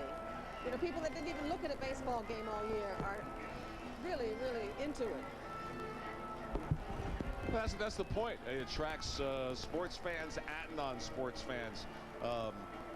The rating in New York for the final moment of clinching may have been the largest television rating of any kind in any activity that's ever been recorded. I think it was well over a 50 rating, not a share, a rating if you know the TV lingo, and it was just huge. And even the Super Bowl doesn't get that kind of a number, even when the Giants played in the Super Bowl. But isn't it tricky trying to watch a World Series game and have someone sitting next to you wanting you right then and then to explain the rules of the game to you? You know? And you keep them in your house? Well, Mom was one of them. So there are 3 outs. Yes, Mom. Please. The achievement. I mean, because these guys want... And he asked us, am I going to live from this thing? Well, So obviously he didn't know. I don't think a lot of people understood at the time exactly what was going on. But David Cone triumphing and big part. Show you City Hall, and you can see the throngs of people. Didn't have any. Park all the way up to City Hall, 2 or 3 blocks deep off of Broadway, an amazing sight. And I'll pull back wide and show you what the wind is doing with all this ticker tape. I've seen rolls of toilet paper breeze by the World Trade Center halfway up the building. It is just an amazing sight. I would agree with Lara before. I want to know who's going to clean this all up, but it's amazing because this mess is going to stretch halfway across Brooklyn. Reporting live from Newscopter 7, I'm John Del Giorno. Some terrific pictures there. Thanks, John. And look at these. That is just a sea of humanity. Well, you have New York's finest, New York's bravest. Whoever cleans this mess up is New York's best. Right, I was going to say the Department of clean that mess Sanitation up. is definitely the best because when everybody clears out, they'll have it cleaned up in no time. Considering the mess that's there, they work fast. Well, you can see they already had the brooms out there already getting started on it. Now we're going out to David Usher. I guess the first of the floats are starting to arrive there at City Hall, David? Yeah, they are, Greg. They're starting to circle around the back, and people are starting to gather here. We're actually in a section here where people have made a trade-off. We're surrounded by folks here who didn't have a great view of the parade. It's over to the west, but they obviously have the square-on view to the podium and with everything that the mayor's going to present. This is a section where, you know, you have to know somebody to be here, and, hey, we know somebody. You know, earlier Scott was asking about the source and some of the confetti that was falling. And a lot of stuff's been hitting me in my head, and I can't tell you the stuff you learn about people. I got a 9X phone bill here. Somebody's overdue. I got an invite to a party for the Yankees later on. I'm probably going to keep that. I got an application for a loan and housing applications. People forgot that you're supposed to shred this stuff before you throw it out. But the excitement's building around here at City Hall, as you can tell, man. People are already starting to stand up. The mayor has now stepped on the podium. I don't know if you can get a shot of that. He's there. Now he's going back up into City Hall. So we're just minutes away from what the mayor's promised will be a great program. Roz, Greg? David Usher, this is Scott Clark. You were down in Atlanta with us covering the fans down there, and I'm sure you had a lot of experience already today with the New York fans. Could you compare the two? Well, Scott, you know what I was thinking? I'm glad you mentioned that because I am not surprised by this show of support and love here because what struck me, Scott, and I know you know it too, is the Yankees fans pretty much took over Fulton County Stadium after that, the first victory, and certainly after the game where Jim Leyritz hit the home run. The fans took it over. I didn't know what the home team was. I knew the Yankees were there, and so I'm not surprised by this love at all. David, that's a ticketed event there at City Hall, isn't it? Yeah, you got to have a ticket. You got to have a ticket. You got to know somebody, and you know we had a ticket. Is that one of the tickets that fell from the sky and hit you in the head? I don't know what that is. It's amazing what I'm seeing out here on the ground, man. David, what are they talking about? Somebody behind you is making an announcement. What are they saying? They're just trying to get people prepared here. Earlier, Bob Merrill was saying, certainly a voice that everyone is familiar with, and now they're just trying to get everybody seated because they anticipate the program is about to begin. Now, give us an idea what we can expect there. All right, well, as you know, as you heard, there's going to be some presentations from Joe DiMaggio. The mayor indicated that Placido Domingo would sing, and also their good luck charm, the angel in the outfield, Christine Scleros, is going to be allowed to sing. But now we have... Of course, back in 27, I don't think any of us here remember that. Charles Lindbergh, Dwight Eisenhower in 45. So hard to contain yourself. You get... Neil Armstrong, Buzz Aldrin, Michael Collins, first men on the moon in 69. This is one to add to it. 1996, New York Yankees World Championship team. The first time they've brought that trophy to New York in 18 years. The last time they were world champions, they dominated baseball. But now, it's been a long drought. You know, also, Jim, when we look at how the Yankees won this, losing two at home, winning on the road, just that whole home field advantage, disadvantage thing. I mean, for the player, it is better. There's some comfort, I suppose, of being away from the pressures of home. It's actually easier to play baseball on the road because you don't have the distractions. When you're at home, you've got family, friends, tickets, you know, people in town, so you really can't start to focus on the game until you get to the ballpark. But when you're on the road, cramped up in a hotel room all day, that's all you're thinking about is the game. By the time you get there, you're pretty well focused. Also, the fact that the crowd gets involved in the game and becomes an emotional factor isn't as important in baseball as it is in football and basketball, which are extremely emotional games. Baseball is a more thoughtful game, and there's time to ponder and think, and so you don't have to get caught up in the excitement of the crowd. I used to use the visiting crowd as a motivating factor. I love pitching in Fenway Park. The fans were crazy. They would scream, and the field was stands were so close to the field you could actually hear personal insults on the mound while you were pitching. It was great. It was motivating and it was funny as hell, you know. Let's go to Storm Field on Broadway. Storm. Storm. What is your name? Storm, can you hear us? 1.5 million people have turned out to cheer on the Yankees. What's interesting in the shot that we just saw from Marcus, you get a real flavor of how many different people can say in how many different ways, Yankees #1, man. I love you, man. Yeah, that's what goes on. The parade continuing, and obviously you see the beautiful shot from the sky, and one of the things that really makes the city just palatial on days like this. And Roma, I've lived here all my life, and certainly shots like this are really what sets this city apart, I think, from maybe just about any other in the world. It is a magical moment, you know, when you consider a week ago the weather was very dreary. They were down 2 games. I don't know how many times a team has made it back from a 2-game deficit to win 4 in a row, 4 straight, to take the World Series championship. But they've come back so far, and all of it has come together in one glorious moment. Today, of course, the weather Saturday was a moment they thought they would have in Atlanta, by the way, sometime this week, Roma. When I was down in Atlanta, the big paper down there, the Atlanta Journal-Constitution, their big sports columnist, Mark Bradley, who wrote, this wasn't even a series anymore. This was a coronation for the Atlanta Braves, and it was just a matter of how they would do it and how deeply they would beat the Yankees, how badly they would do it. And from that moment on, Derek Jeter's one guy who harped on this. This is a cliche sometimes. Nobody believed we can do it. Well, the truth is, at this point 1 week ago, there probably wasn't anybody who thought the Yankees can do it. 4 straight wins, and considering who they beat, all right, the best pitching staff in baseball, too. The parade is winding down along Broadway's Canyon of Heroes, and for sort of a wrap-up, I understand, we're going to go out to Bud Michigan at Vesey Street. Bud. All right, Roma, we're holding a few other Yankee fans captive here, and they cannot get away. See, this is the part where basically the reporter is superfluous. Basically, you hold up your microphone, and then masses of people come towards you. And to the corner of City Hall, we can see the floats turning the corner. And so they are just moments away of getting here. And the MC getting ready for this Rally of Champions that is scheduled to begin at 1 o'clock. It's a quarter of, so they could actually start early. We're moments away. The quicker you take your seats and the quicker we clear the aisle, the quicker everything will commence. I want to repeat. Just to let you know some of the things you'll see here at the program. Wait a second, listen into this.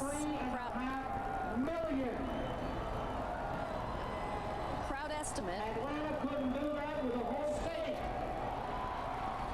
Crowd estimate 3.5 million is what we're being told here. That's I don't like Atlanta. I'm sorry. I just don't like it. I gotta believe it. I gotta believe it. Certainly bigger than the one 2 years ago. This is huge. The Yankees are just moments away from here, and their families, they have some blue seats, and they will sit here in the very front row, as well as up on the stage here. They have balloons, red and blue balloons that will go up into the sky, and even on some of the balconies here over City Hall. It's like nothing else. Are you ready? It's so American looking, isn't it? I mean, this is America's pastime, and in the great city of New York on a beautiful fall day. Christina Scleros, who sang the national anthem at many games, including that winning game Saturday night, will sing, as well as Bob Merrill, who we've heard from, America the Beautiful, the governor, Senator D'Amato, George Steinbrenner, Joe Torre, and Bob Watson, as well as Wade Boggs, and they'll get those important keys to the city each player will receive. Yeah, they'll be handing those out, and there's a lot of politicians in this lineup, as Jim is so fond of saying in this thing. Yeah. Faithful going home happy. As quickly as they came, that's how quickly they're clearing out of Broadway here. Roma, Steve? Thanks, Marcus. You mentioned the Yankee faithful. I don't know if this is a phenomenon of just this ticker tape parade for the Yankees, but there is a float that is going to have nothing but fans on top of it. Is this a new thing? I haven't heard of it. I didn't remember it certainly 2 years ago. I don't remember it 10 years ago either. Special fans, and fans will be part of the ceremony here at City Hall Plaza too, Roma. One of the fans is Pee Wee Scheidt, and he's the guy who got a lot of publicity when the playoffs first began, and there was that whole ticket fiasco, but Pee Wee wasn't involved in that. He was the very first man online for playoff tickets, and because he did that, I remember Yankee owner George Steinbrenner sent down 4 more complimentary tickets for him, saying, thanks for being our #1 fan. Little would he know he'd get to ride in a parade on his very own float. Another guy who will be on that float, Freddie the Fan Schumann. Now, this is a guy Yankee fans might not recognize by name, but if you've been at the ballpark, believe me, you've seen Freddie if you've been there more than once. Freddie's and heard him too, and I'll confess to this, Roma, there have been a couple of times where I wanted to take that pot that Freddie bangs on and bang it over his head. He never stops, but what he is a loyal Yankee fan. He's a guy you'll see at a number of sporting events, and the crowd really does get a kick out of him. He makes his way throughout the stadium too. I sat in the upper deck behind home plate for the World Series, and Freddie, I saw him make his way all the way from one side, right field at Yankee Stadium, all the way to up where we were. I don't know how much he watches the game, but he certainly believes he can impact the crowd, though. Steve, as the parade is winding down, we're about 13 minutes away from the ceremony here at City Hall. We're going to take a break now, but I just want to remind you, New York One has live coverage all day long of the parade and the special ceremony at 1 o'clock, ending at around 2:30 with all of our reporters. And in case you miss it, it'll all be replayed once again at 8 p.m. Stay tuned. We'll be right back. Some of those trees look like they'll be like they were teepeed. Remember when you were a kid? Yes, I actually did that to my high school. You wonder if it makes any sense to clean all this up just before Halloween. Maybe wait till after Halloween, you know, 2 for 1. Might as well do it once.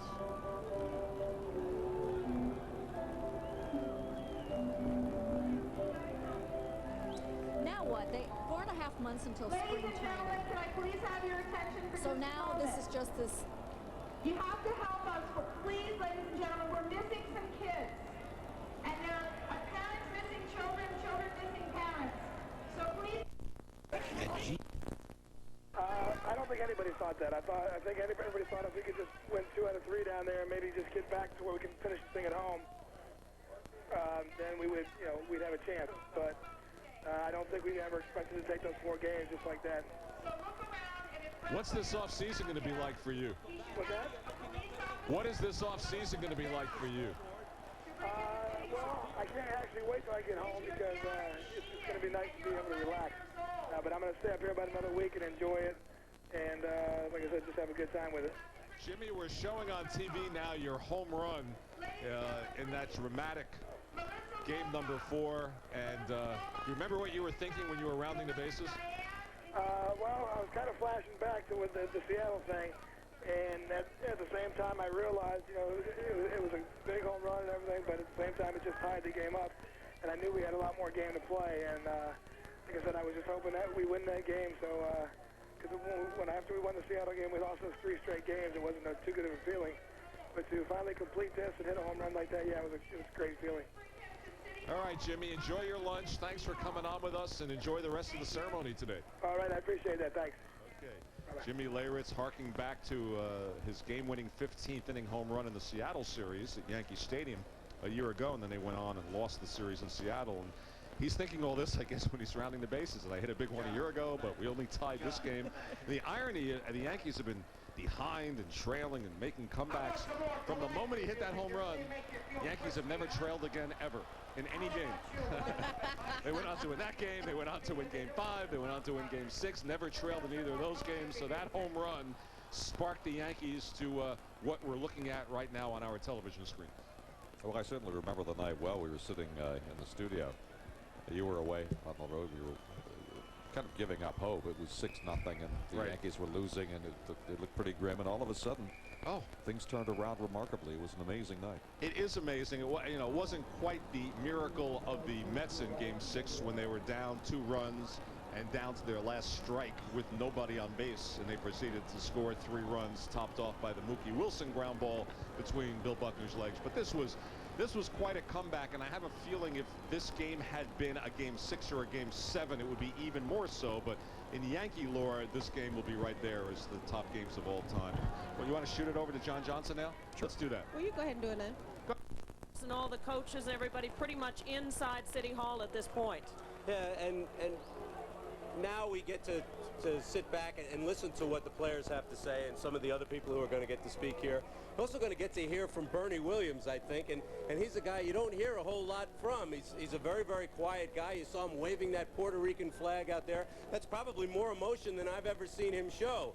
Takes care of most of his business on the field, and that's good for the Yankees. He is the quiet Yankee. Swung on and driven to deep right. Till he swings the bat. A tremendous 2-run home run for Bernie Williams. Bernie Williams burst into the national spotlight with his record-setting home run show this postseason, but he does so much more for this Yankee team. He made a great catch, Bernie Williams. In becoming their new Mr. October, Bernie set the tone for the Yanks' playoff run in Texas. He continued in Baltimore and carried through in Atlanta. Don Mattingly was once referred to as the last Yankee. That was before we truly appreciated what we have in Bernie Williams. Swung on and driven to deep left. It is high. It is far. And it's gone. Yankees win. Yankees win. I was just going out there and try to do the best that I can every day, and we just had a great club, and we were just all able to do our job, and I just feel like part of it. I don't have to pay my way in to see you until next year. Great shot, Joe Torre and Bernie Williams in the locker room after the celebration. The Yankees, Nana, didn't have a captain this year. After Don Mattingly left the club, they left the captaincy vacant. Don't be surprised if next year Bernie Williams becomes the captain of the Yankees, because he is, like we said, the next hopefully great Yankee, but he is what that pinstripe pride is all about, a homegrown product who is now taken center stage and center field, which is the toughest place to play as a Yankee, and he's certainly lived up to everything he's supposed to. A lot of fans here today, though, saying they wish Don Mattingly could be here, could have experienced this great championship. I think everybody would have liked to, or would like to know at this point how Donnie does feel about all this. A lot of people wearing their old Yankee T-shirts with number 23 on the back, and it seems so ironic that Don Mattingly came to the Yankees the year after their last World Series appearance. He leaves, and they win the World Series. It just wasn't meant to be for Donnie, I guess, here in New York as a World Series hero, but he certainly was for everything he did all those regular seasons. Back to you guys in the studio. All right, did you hear the call from John Sterling? I got to talk. You know, Tell me John about Sterling and John Sterling and Michael Kay, they're the announcers for the Yankees. I am in 100% agreement with you. I don't think Mariano Rivera should leave doing what he's doing right now, and I'll tell you a case in point. Remember Ron Davis. Ron Davis was with the Yankees, great setup man for Goose Gossage. All of a sudden, he goes to the Twins to be the closer and didn't have the makeup to be a closer and was booed out of Minnesota. So, and when you get booed out of Minnesota, that is tough because that's a laid-back community up there. But anyway, the way baseball's played now, your relievers are the most important part of the staff, I firmly believe. Closer, setup men, etc. And if the Yankees can afford Wetland, and if he wants to stay here, keep him. But if there's somebody out there on the horizon that you think is as good that you can get for less, you got to go with it. All right. We're going to take a break, and we'll be back with more of our Parade of Champions right after this. Stay with us. The box is up, but the battery's down. The people... We'll be talking also, we have Marcia Kramer and Vince Dementri out along the sides too. When they're ready, we'll talk to them. The band that is playing is in a sort of an unusual, I can't call it an orchestra pit, it's an orchestra perch directly over the stage, the balcony that overlooks the steps of City Hall. They're playing Louie Louie.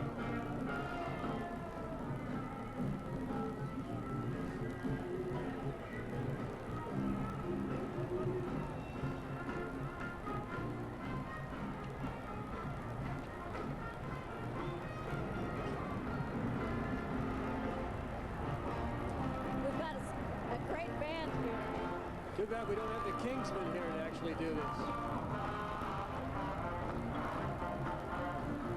Looks like some of the people from the floats are here. I see Lieutenant Governor Betsy McCoy Ross. They're walking down the steps now and being escorted to their seats, so the players cannot be far behind. We're going to hear from George Steinbrenner, Joe Torre, and Wade Boggs. I'm wondering how that works. They just pick one player. I'm not surprised it's Wade Boggs, I guess, but what do you think, Jim? Why aren't you surprised it's Wade Boggs? Why would After the horse, huh? Because he jumped on the horse, you think? That and a few other things. Qualified him as the spokesperson? I would think maybe Bernie Williams. He's not on the list. Yeah. Not on the list. Maybe he doesn't want to talk. You know, we didn't think of that. Maybe he doesn't want to. That could be. Wade, I think, is the oldest player also, or one of the oldest players. Yeah, maybe he's the oldest Yankee on the team. That could be. Is that possible? And Bob Watson will be talking also. What do you think? Does he hang on to his job? He better. I mean, how does George Steinbrenner fire the architect of this team? Watson was the guy who put the whole thing together. He was the one that went out and got Cecil Fielder and Graham Lloyd, and, you know, the key guys at the end of the season that made it happen. How does Graham Lloyd explain this to his friends and family back in Australia? He just tells them it's an American thing. First Australian ever to play in a World Series. Also for Bob Watson this time, he's the first African-American general manager to win a World Series, and he has spoken. He spoke Saturday night about this coming in April, the 50th anniversary of Jackie Robinson breaking the color barrier. I mean, with all the Steinbrenner stuff as well, I mean, just the poignancy of this for Bob Watson. And as you say, you know him, you played, pitched to him, broke his finger. Bob Watson is a very, very nice man. He's almost too nice, I thought, to be in a leadership role in baseball. But he got there because of his ability, and he gets along with people. He really knows the game. And I was surprised when he got the Yankee job. This is a tremendous amount of pressure in New York City. But Watson's the kind of guy that can handle something like that. I think he's deserved a vote of confidence. I don't think Steinbrenner should have, you know, hung him out like he did. He should have come in much earlier and given him a vote of confidence, made him feel better. Bob wasn't able to really enjoy any of this until probably this moment, or once they won the World Series, because he felt he had to win it all to get any kind of recognition or respect. And even after that, Steinbrenner hasn't done anything yet. What's he waiting for? Yeah, well, he hasn't actually made an overture to him. You're looking at Claire Shulman, the Queensboro president, Claire Shulman, and Guy Molinari from Staten Island, borough presidents here in New York City. Guy Molinari has had his ins and outs and ups and downs with the mayor over the years, but they are fellow Republicans. Claire is not. Joe Torre has spoken a lot about the support. We've talked so much about his family, but also his wife, and who never let him stop living his dream. And Alice, who Come back. Trust us. We will have the entire Yankee ceremony live here at City Hall beginning in just moments. Stay tuned. and his brother Frank, who we're sure is watching today, was moved out of the intensive care unit. And didn't he look great after that operation? I mean, I was stunned. But here's a man who underwent a heart transplant, and he just looked wonderful 2 days later. I guess the surgeon said it was a routine miracle, if there are such things. You know, I wondered, I had read that Frank gave Joe his World Series ring and he lost it. And then Joe said if he won, though, he would give it to a nephew. And I guess in a way, it is something you want to hold on to and cherish, but it is also something you want to share with someone who means so much in you. Yeah, I gave I kept my first World Series ring, 1962. The 1963 ring, which was not a World Championship ring, it was the American League Championship ring, I gave to my wife. And the 1964 American League Champion ring I gave to my father. The diamonds in it? Yeah, diamonds and rubies. The league championship rings were actually more interesting looking than the World Championship rings. So they had the Yankee top hat with rubies and emeralds for stripes on the hat, diamonds. We're waiting here at City Hall. The music's picking up here. Music is definitely picking up. This is turning into quite a party. And the mood of the crowd, exuberant, buoyant. We're looking at Governor Pataki there right in front of City Hall, along with a lot of politicians and dignitaries all crowded up front there in the VIP section. And outside of your view there are other fans in seats going all the way out to the street, Park Row on one side and Broadway on the other, where there are police barricades and then perhaps 50, 60 people deep, a ring of humanity surrounding this entire area. People are crushed in here to share this experience. As the parade route clears out, some of those folks are coming over to try and drink in a little bit of this part of the celebration, although it is nearly impossible to have both experiences because of the size of the crowd. I just want to remind you, we're going to carry the ceremony live, and then on our news tonight at 6, we'll have special highlights of the entire day, the parade and the ceremony/pep rally here at City Hall. So we're going to devote our 6 o'clock news to that. And looking at the order here, you want to hang into the very end. This thing, the conclusion, the last thing we'll have here, Placido Domingo singing "Take Me Out to the Ball Game." I would hang around just for that. You know, this also just this music and you know, it's very hip, different things, the Macarena, YMCA. When you played, you were telling me also just in the stadium, for instance, it was nothing like it is today. The stadium is different. When I went to Yankee Stadium, I had been away for about 15 years, and it's much noisier now in the stadium, and you're constantly blasted with rock music and advertising messages. You can't hear yourself think. I really liked it better in the old days where they expected you to simply enjoy the beauty of the ball game and being at the stadium. Now they blast you with this noise. You sit there, you can't even talk to the person sitting next to you about what's going on the field because this noise is constantly coming at you. I don't know, maybe I'm very much an old fogey or something. Yeah. It's more for the fans. I mean, the fans and, you know, the wave. And the fans are into it, yes. They seem to like it, so, you know, who am I to want to change that? But I remember when I was a rookie with the Yankees, running in the outfield before the game, doing the wind sprints for the pitchers, and they played classical music. Classical music. Running in the outfield was nothing better than Sunday morning at Yankee Stadium, running in the outfield by yourself or with the other pitchers to classical music, running across that wonderful green grass, and feeling that, that New York air and the feeling of the stadium starting to fill up with people. It was fabulous. But Jim, I have to ask you, would you like to play today? Would you like to be a part of new baseball today? I mean, the money thing is an easy thing, but I know the hype, the attention. I don't really think about it, to tell you the truth. People say, don't you wish you were, you were born too soon. You missed all the big money in baseball. But I played with Mickey Mantle, Whitey Ford, Yogi Berra. All right, we're going to interrupt and go right to the stage. It looks like they're getting ready to get the thing underway. Let's join the folks. The Rockettes are coming out, dressed there in green. This is the first time they've had any kicking room all day here. We're going to let you enjoy this here. Here come the Rockettes, dressed all in green for their Christmas show. Let's watch.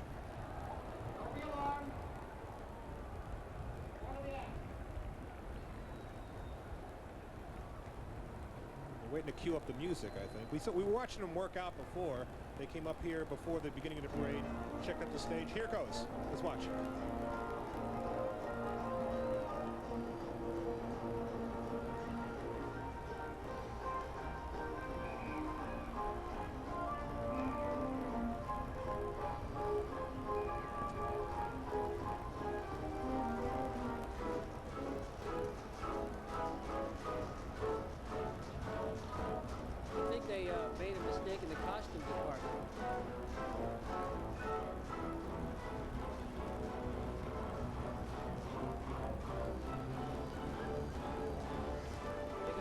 St. Patrick's Day outfits on. That's Christmas, Jim.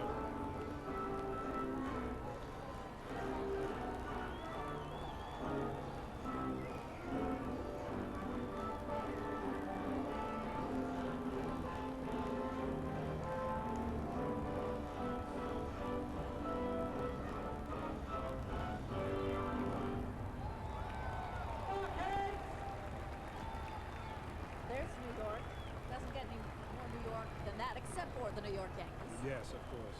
Yeah, they came in on their bus. And, I saw them lounging around in the basement of City Hall when I went down to use the restroom. They're just hanging out down there. Rockettes lounging. It's like an oxymoron. Ladies and gentlemen, one more time. You want to do it quick? Well, that's what they said. I always like to surprise these people, to make them run to their instruments. A couple more songs and then we're going to get going. I think there are some surprises here for us. We're sort of watching this along with you at home because they do have a schedule. But with live events, as you can imagine, they change things around just a little bit. There's a band up there on the top, above that sign, that's official, whatever you want to call it, crowd estimate today, 3.5 million.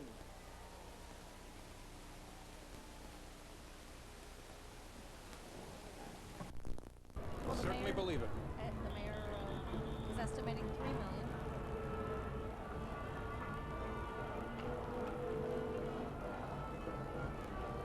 The mayor was out here much of the morning going over the details of the seating up on that stage with his assistants. And he very much is involved. Up in New York, who did you root for? What was your team? The New York Yankees. I lived in the Bronx, not far from the stadium. And when I was 12 years old, I saw a World Series in which, as I remember it, the Yankees won. That was the first World Series ever, wasn't it? Something like that. Yankees were not in the first World Series, Chuck. Be polite. It was 1936. Roosevelt was running for a second term. He came into the stadium in an open car. and he was waving his hat and smiling. It was a great sight. Everybody cheered, and you know, Roosevelt was the master politician. Sure. And Tony Lazzeri hit a home run with the bases loaded, as I remember. And Joe D was in that World Series? No, I don't think Joe D was on the Yankees. Wasn't in the Yankees? Garrick was there. Garrick, 36. Yeah. Selkirk. Wow. I know more sports from 1936 than I do today. But they have a tradition of politicians throwing the first ball out in 1936 as well. I dimly remember Roosevelt throwing out the ball. I think that was a stronger tradition in the old days than it is now. It was, if I'm not mistaken, it goes back to McKinley actually throwing out the first baseball. That's how they think. That's how they get to be professional athletes in the first place. The team could be down by 10 runs. Everyone on that team and always have been on teams in the past that have come back and won games where they've been down by 10 runs. You always think you're going to get the next batter out, you're going to get out of this inning, you're going to come back in, you're going to win the game, regardless. I still have that image of Andy Pettit with a towel over his head, afraid to look. But he came back. It's only in football and basketball where you run out of time, and it's just physically impossible to make a comeback. Yeah. But in baseball, you still have to get those outs. Part of the art of the game. But also part of Joe Torre. I mean, yes, it's a team effort, but Joe Torre is a real players kind of manager, isn't he? I mean, when he's only been there 362 days, and as a team, half of whom has only been there in the past year, and we just got to the team. I mean, he really brought them together. It was very simple about what he said. Be prepared, be on time. And with the death of his brother Rocco, the illness with his brother Frank, and just trudged forward. And he is a unique guy. And he convinced them in spring training that they needed to play together and that they needed to sacrifice and that they couldn't be complaining. One of the smart things he did was to tell each player exactly what his role was going to be and explain why. So players weren't wondering what was happening to them. Okay, Pablo Guzman is standing by elsewhere here at the City Hall area with some more perspective on what's happening. Pablo, how are you? How you doing, Lou? How's everything at your side? Things are so barricaded off here that I feel like we're like a borough away from each other. As I came down here from the Bronx, I was kind of tossed out by the courier and wished good luck somewhere on the west side of Broadway. The side streets that feed Broadway from the west are as packed as any subway has ever been at rush hour. In fact, some of those situations are dangerous. Some people have brought their children thinking that, oh, let's go see the parade. It's really too crowded for that. And it got too crowded as far back as, maybe 9 o'clock this morning. It was a physical matter just trying to get through to work my way to Worth Street and go east and then come back down this way. Here, it's somewhat tranquil because, as you can imagine, this is a frozen zone. We are between the back of City Hall and the old Tweed Courthouse, which, by the way, those of you who are New Yorkers who haven't done any visiting of your own city, you ought to see this building. This is really nice. The inside dome, the roof in there is really spectacular. But getting back to our main event right now, back there is where the players are having a quick nosh, refreshing themselves after the parade. A bunch of politicians went by. Today is not their day, so we just kind of waved and said goodbye to them. In about 10 minutes, the players are supposed to come out of the Tweed Courthouse, walk past this barricade here, and go to the back of City Hall, where they will then be introduced to the crowd over at your side, Lou, where people, of course, will be going berserk. Back to you. Pablo, you were up at the stadium when the players left. There's a lot of music drowning you out right now, Lou. How long did it take you to get down from the Bronx? Coming down from the Bronx actually was pretty quick. It was once you got down to this area where things slowed down, and we just could not move anymore by car. And our courier Marcelo just said, "You're on your own," and he wasn't kidding. It was really like being in a football game, just trying to get through the crowd down at that end. When Marcelo says you're on your own, you're on your own. Listen, we should point out that the City Hall stop on the NMDR has been closed since 10 o'clock to try and address this crowding situation down here. The trains are bypassing the City Hall stop. You cannot get off. They want to get people out. They don't want to... In the World Series, I don't know what is holding up the action. We heard from the Rockettes moments ago. We understand that the Yankees are holed up in the Tweed Courthouse just behind City Hall eating some lunch. So maybe they're just slow eaters and they're wrapping that up. And as far as the program is concerned, Roma, this is what the city has planned. I don't know if they're going to deviate. Oh, maybe maybe 30 fans were there, half of them children with their parents, to get autographs. And because it was so low-key, and because the Yankees are obviously so happy, many Yankees stopped and signed autographs. Many did not, and we know who you are. But the ones who did stop, they were really great. Guys like Andy Pettitte signed everything. And again, I said this earlier in the morning, but Kenny Rogers, who Yankee fans know that Kenny Rogers is taking a beating, and every time he came out on the mound this year, Yankee fans were like, oh, you know. But this guy is wearing a Yankee jacket, a Yankee hat, and he stopped and talked to everybody, signed everything. And this guy was in the doghouse, and Yankee fans were really angry at this guy, and he's been one of the class acts of this whole thing. Another reason, really, why so many people feel for this team. You don't know what it's going to be like next year, if they're going to be able to hold everybody together, who's going to go, who's not. Some guys are going to become free agents. But right now, for this moment, this championship season, this Yankee team, 1996, this is a very special thing we're watching. And also, Pablo, to be back there in the light of day, after you being there Saturday night and just celebrating in the streets, and just to look at the house that Ruth built, now house home of another champion, had to be great too. I'm trying to catch you over that music that's going on behind you. One of the things that I noticed after the game Saturday, going through upper Bronx, Kingsbridge, Fordham, jumping over to Washington Heights, neighborhoods that I know very, very well, what got me was that people were out like a party, like a soccer match was won for somebody's country, or the biggest Puerto Rican wedding you've ever seen, with streamers on cars and people hanging out of windows, beating pots and pans. I'm from that neighborhood. 1978, it was not like that. It wasn't like that in this town in 1986. Something different is going on here with these Yankees. We also, now, am I right? Did I hear that right? That we've got something that I did earlier with Sister Margarita. Am I going to throw to that or no? This is the beauty of live television. I am. Let me tell you what's going on here. Everybody was going after the ball players to get their autographs, and this one lady was standing off to the side with Sister Margarita, who of course is Joe Torre's sister and a nun and the principal of a school that has the day off today. And so I managed to grab a few words with her on the side. Listen, I'm an old altar boy, Our Lady of Pity in the Bronx. When I saw the guy drop the ball, you know, some things that were happening, I said the sister's working overtime. My brother Rocco. Yeah. Right. It's been great. It has been really great. It's very, very exciting. And all your kids get a day off today, huh? I closed the school. I'll probably be, no, we'll make it up.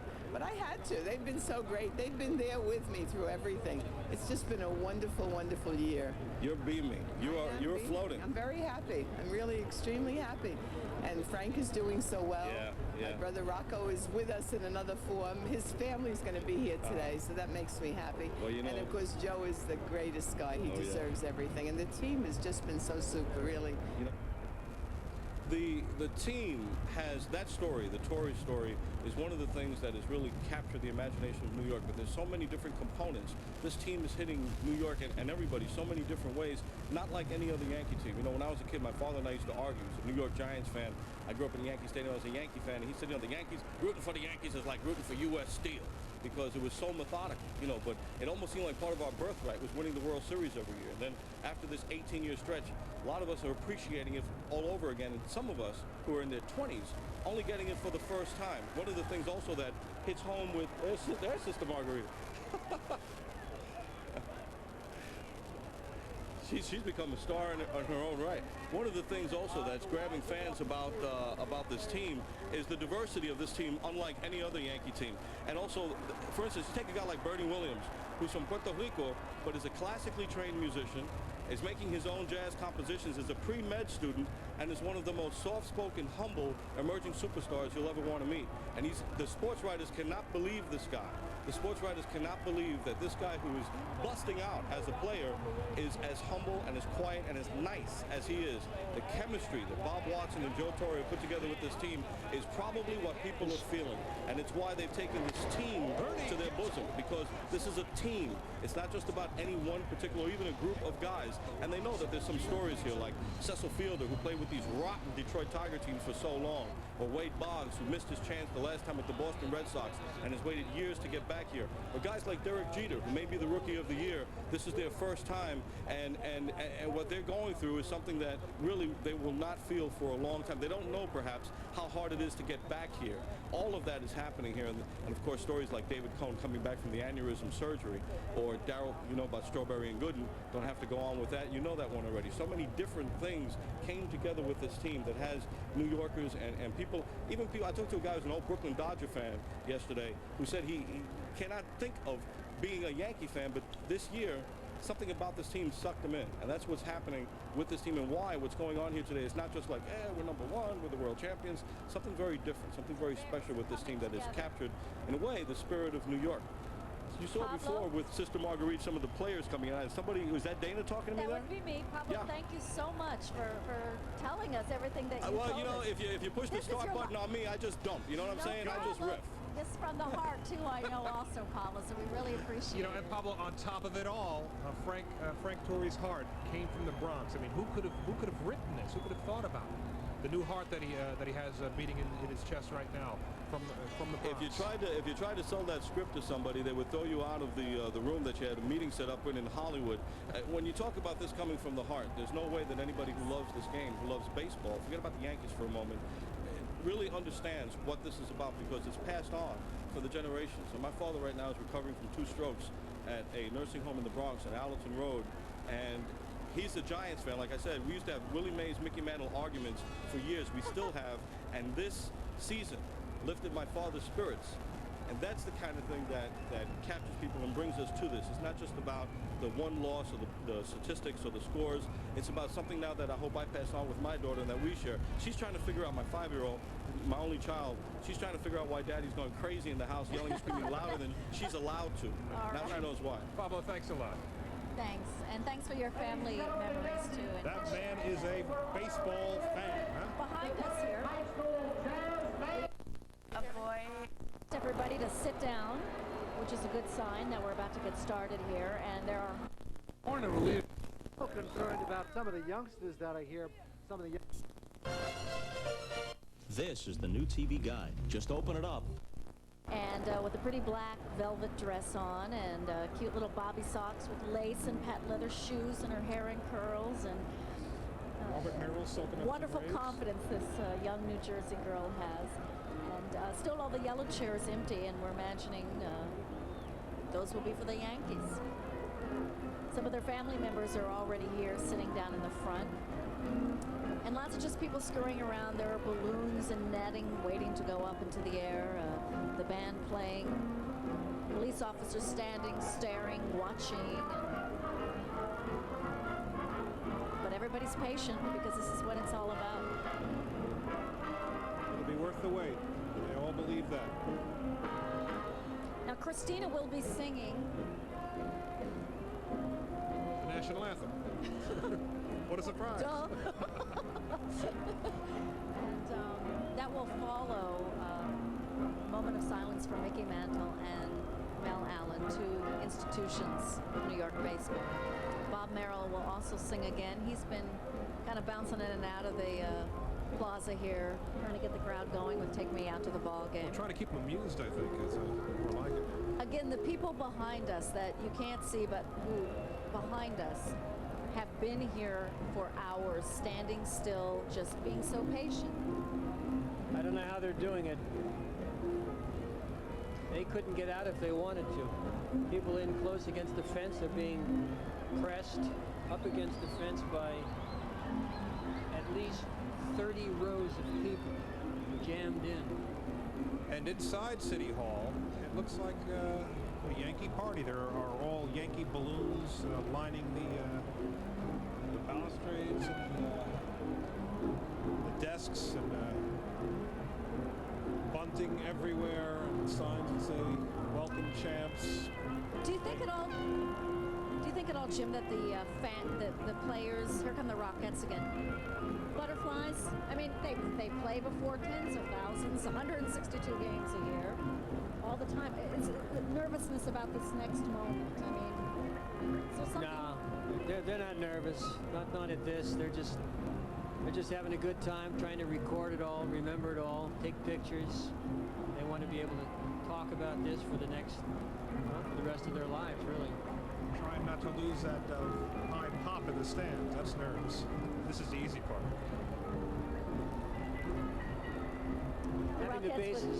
Having the bases loaded, being 3-0 and a hitter. That's nervous. That's nervous. We see the Rockettes gathering there with Yankee pennants. Can't read them from this distance, but we presume it says world champion. Okay, so I was major league wrong. It's 1:25. This is late, right? A little bit late in getting started. If you wonder why the Rockettes are dressed like that, of course they're getting ready for their because there are only Christmas how show. many days, shopping days until Christmas? The Radio City Christmas show is either underway or about to get underway, and they're probably in rehearsals. And, they're doing a little advertising.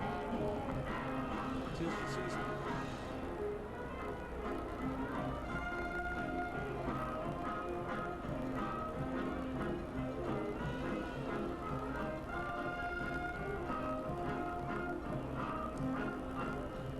You would think that they would be wearing pinstripes, right? Blue and pinstripes, something like that. I think they got the St. Patrick's Day outfits on by mistake.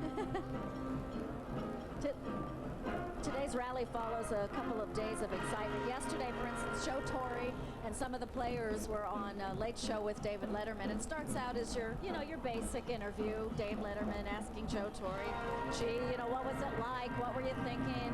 You guys are really behind and all that kind of stuff. And, he talked. And Joe Torre is very giving, at least, out of the locker room or the clubhouse kind of thing. Once you really have one-on-one with him, very giving interview, really explaining everything.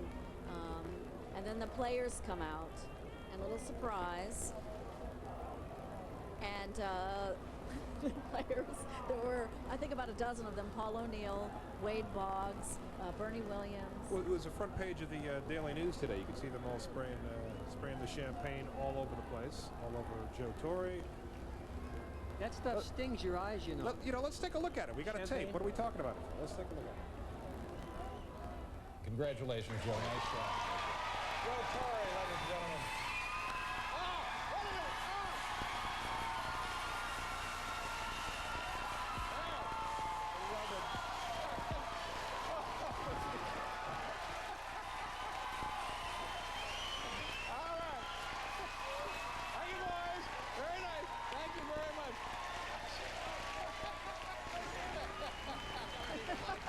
What about that champagne? But they must have told him that he was going to be squirted with a champagne and to have an extra suit of clothes ready because they don't make him drive back to the hotel like that. I don't know. I bet it, days and days of it. I'm sure they're drenched. Old Blue Eyes over the wee hours of the morning. Joe had a big party that he said lasted until about 6 in the morning on Saturday night at the house in New Rochelle. Spent it celebrating with members of the family, not members of the team. His sister Ray, his sister Marguerite. It's a family affair, not only a baseball affair. Take a look at that picture on your screen right now. We're looking at what appears to be a bulldozer or backhoe scooping up the tons of paper and confetti that have rained down on the Canyon of Heroes. That's that mile stretch of Broadway from Battery Park all the way up here to City Hall. Not an envious task for those guys who have to work. New York's strongest, I guess we call them, and they're going to be pushing tons and tons and tons of paper over the next few hours. Maybe it'll last even until tomorrow, but here at City Hall, again, paper teeping in all the trees around City Hall that fell from the sky. There are also some people. Wonderful victory that you could have, a come-from-behind victory. And now on Tuesday, we'll have a parade coming up Broadway. California last night. Dole is in his 4th day of a... and the parade for the Yankees will be an absolute wonderful event.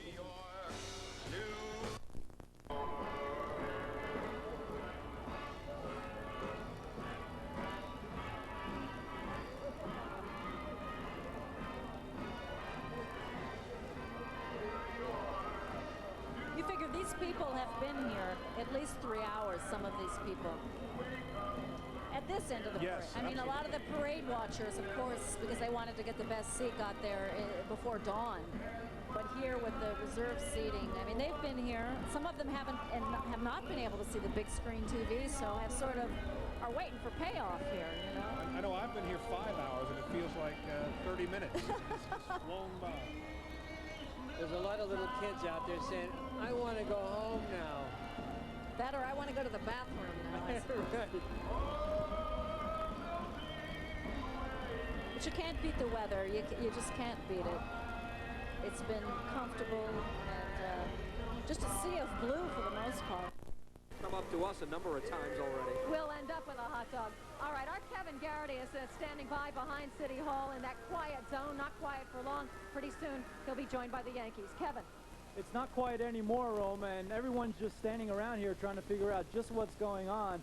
There was no one here all throughout the parade, obviously. Everyone was out on the route watching the parade go by. Right now, there seems to be a lot of fans lined up against the fences here, and I would have to say that they know someone because this is a highly secured area, but there are a lot of fans here. There are people walking through. Governor Pataki just is coming by right now, and maybe that is a sign that things are about to start, but still, the big question is, where are the players? We know they've been in this building all afternoon, or since the parade ended. The wives went by, the grounds crew went by. They got a big round of applause from the fans that are lined up here. So I would have to say any minute, but of course, the last time I said that, now we've been standing here about 15 minutes. But Steve, don't get upset. We're going to eat lunch soon, I have a feeling. Back to you, Steve and Roma. Can't wait. Our live coverage is continuing here from City Hall Plaza, where again the Yankees victory rally is set to get underway any moment. We've had a lot of fun bringing you the cable cast this afternoon. Roma, we should remind our viewers that they've got another chance to see it tonight. Yeah, 8 o'clock tonight. This entire ceremony and celebration will be repeated for your viewing pleasure in case you've missed this having to go to work or school. However, a lot of people did skip work and school. Some 3.5 million people turned out for this grand celebration of the Yankees. What we're hearing right now is somebody making a plea to parents and children to be reunited. Unfortunately, because of the crowds and the large volume of people, a lot of families have been separated. Children are missing their parents, and everybody is urged, if you are separated or looking for a family member, to move on over to City Hall or call the police department, and they will reunite the family members who have been separated. There goes Governor George Pataki, Roma, as we start to get set for the ceremony, and Governor Pataki and Mayor Giuliani are going to be involved in a real firestorm once all the happy talk and the celebration dies down, and that talk will focus on the efforts to keep the Yankees in New York City and New York State. I talked to Giuliani Saturday night after the ball game, and maybe he was speaking from the heart, maybe he was speaking from the head, I don't know. He said, mark my words, the New York Yankees will remain in New York City. They're going to have a fight on their hands to keep this ball club, though. It's been well documented that in New Jersey, they've had a success rate about taking New York teams and bringing them over there. And as I left the ballpark Saturday night, Roma, I really wondered, was that the final time we're going to see a World Series game in the house that Ruth built? It's a legitimate question. It's not easy to stay on top. We saw 18 years elapse between the Yankees' last World Series appearance in '78 and the one we're witnessing now. And you wonder whether or not that was it, the last great moment in that stadium. The political fight is about to begin. You know, you got to wonder if there was any symbolism in all of this, but there's something of a love fest in that clubhouse, in the Yankees clubhouse, just after winning the World Series between the mayor and George Steinbrenner. Haven't seen them so close before, but they seemed as though they've gotten along pretty well. Maybe they've reached a deal. We don't know. Shot on the Fox telecast moments after the Yankee win, and we're still looking at people in the streets playing with confetti and having a good time out there. And now most of the crowd seems to have magnated here in order to get a glimpse of what's going to take place in just a couple of moments. But as I was mentioning, moments after that ball game and the celebration that did take place in the Yankee locker room, there was George Steinbrenner with the country's baseball fans watching. And yes, he did reach across and said, hey, Mayor Giuliani, get over here. Yeah. You're part of this, too. Those two have had discussions, and it's been like pulling teeth, Roma, to get either of them to talk at length about where these negotiations stand and what the options are now. Are we looking at a baseball field on the west side of Manhattan, which would be a monumental task? There was one report that just laying cement over the train yard just in order to lay a foundation for the stadium was something along the lines of $250 million itself. So you're talking about a cost to the city and, of course, traffic problems on the west side of Manhattan that would be nightmarish. But the question you ask in the end result, 4 or 5 years from now, is it going to be worth it to have a brand new facility on the west side? Our Kevin Garrity is behind City Hall, and there's some commotion there. Kevin. Okay. Wait. The players are coming out right now. We see Wade Boggs and Doc Gooden just went by. Mike Aldretti, Louis Soho, Paul O'Neill. They're trying to get somebody over here. They're kind of just walking by and wanting to get to their ceremony. I'll try my Tim Raines walking by. Charlie Hayes. Charlie. John Wetland. David Cohn. Dave, you got a sec? Well, Mariano Rivera, one of the great relievers on the Yankee staff.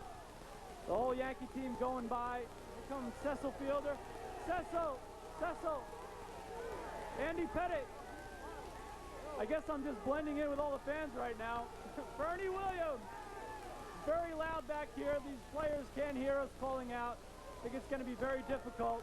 But the good news is they're all heading into the City Hall building right now, and I did my best. I screamed and I hollered. Nobody could come over, but the good news, Steve and Roma, you are about to have the ceremony start. They are all filing into the back door of City Hall, and you should soon see them coming out the front door. So let's get back out in front of City Hall to Roma and Steve. All right, Kevin, you get an A for effort. Nobody will blame you for not trying hard enough. Obviously, though, they're late, so they wanted to get a good start. And Roma, right behind us, we see things cooking now with members of the New York City Police Department. And there's George Steinbrenner with that trademark white turtleneck one more time. And standing right next to him is the greatest living ball player. The Yankees always introduce him. And the real star is being put on a table right now. That's the World Championship trophy. On your screen, you see Michael Kay, one of the Yankees radio announcers, and that was Mayor Giuliani, obviously, with him as the ceremony is about to get underway. Just any second now, and the Yankees, many members, making their way out now through the Rockettes. We can't really see the faces there. I don't believe any Yankee players have actually made their way out right now, but there's the photo op, Roma, taking place on the stage behind us. That's Senator D'Amato with George Steinbrenner, and Joe there's Torre. Joe Torre. Right on the screen with Governor George Pataki, and it's going to be a big, big day, and I think when Torrey speaks, I think we're going to hear this place go nuts. Robert Merrill behind him, and Robert will sing America the Beautiful in just a couple of moments. Seated to the right of Governor Pataki is Yankee General Manager Bob Watson. Joe Torre to his left. And the crowd starting to whoop it up here. Players should be making their way out momentarily. Not sure if they're going to be introduced one by one or in a group. And the mayor is just loving this, Roma. The Yankee fan who grew up in Brooklyn, about to take part in the ceremony that he's been looking forward to, as many Yankee fans have, since 1978. John Sterling and Michael Kay, the Yankee radio announcers, are making their way to the podium, and I think we're about to start, Roma. Ladies and gentlemen, we are about to finally begin.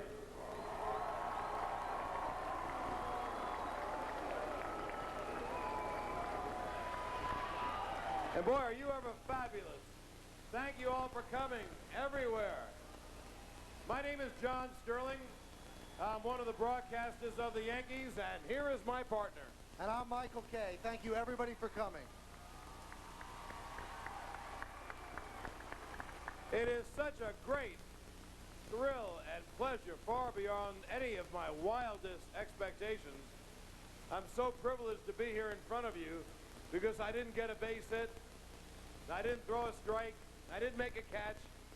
All I did many times during the year was wait for someone like Charlie Hayes to stand in foul territory outside of third, make a catch, and shout, "Yankees win! The Yankees win!"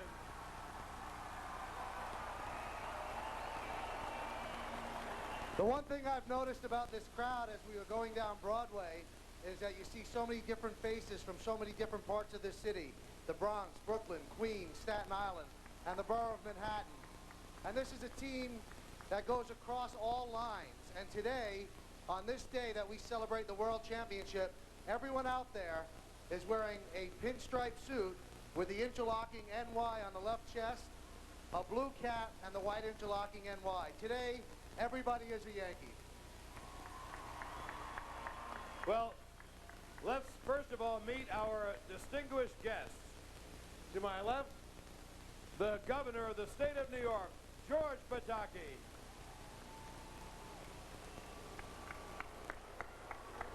And we also welcome the speaker, Peter Vallone. And Senator Al D'Amato. And Senator Daniel Patrick Moynihan. And a gentleman who has been a great mayor in this city a few years ago, and who years ago taught Phil Rizzuto in high school, Mayor Abraham Beam. And now we'd like to introduce the people that helped put this Yankee team together, the Yankee executives here on my right. First of all, David Sussman. Steve Swindell. Joe Malloy. Hal Steinbrenner. The principal owner who made it all possible, George Steinbrenner. And it's my privilege to introduce the greatest living ball player, Joseph Paul DiMaggio.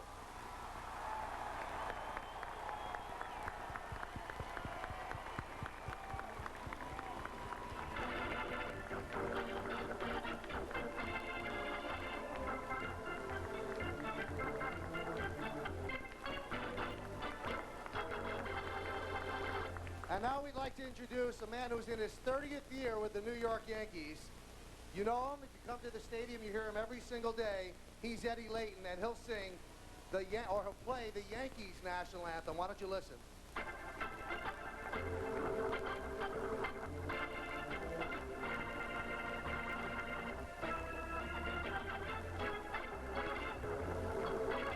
And as Eddie plays New York, New York, we are going to introduce for you, for the first time publicly, the 1996 World Champion New York Yankees.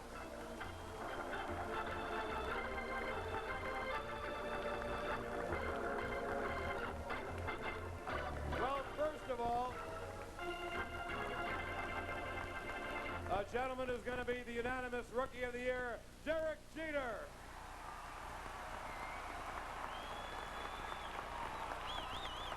Next up, the guy who guided the ship, and he should be the manager of the year, Joe Torre.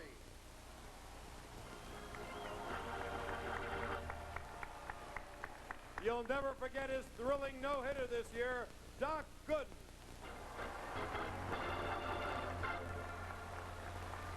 The third baseman of the Yankees and one of the newest mounted policemen in New York City, Wade Boggs.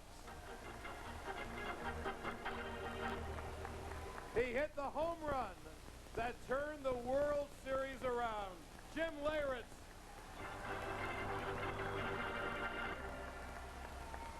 A guy who hit a big home run last year, had some injury problems this year. Let's have a hand for Pat Kelly.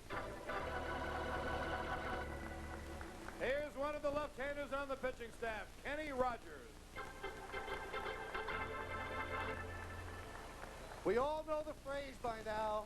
We play today, we win today, that's it. This is the guy who coined it, Mariano Duncan. A late arrival to the Yankees who helped them win and win in the World Series, Luis Sojo. Another late arrival to the Yankees, got some big pinch hits during the season, Mike Aldrete. The starting right fielder of the Yankees, Paul O'Neill. The winner of the deciding game of the 1996 World Series, Jimmy Key.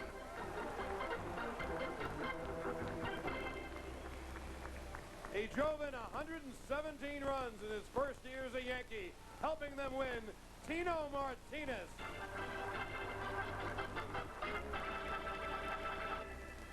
How ironic. He came from Colorado and now he's living a Rocky Mountain high. Joe Girardi. One of the unsung Yankees who helped them win, Andy Fox. This gentleman, he comes from down under, but he put the Yankees over the top. Graham Lloyd.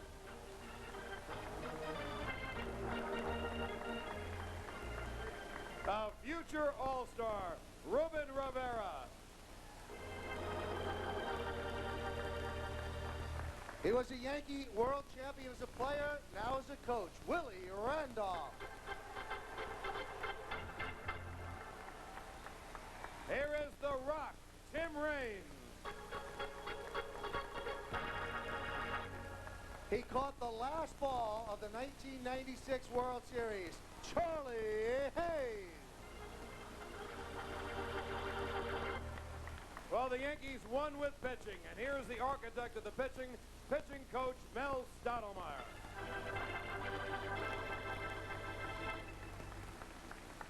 The MVP of the World Series, John Wetteland.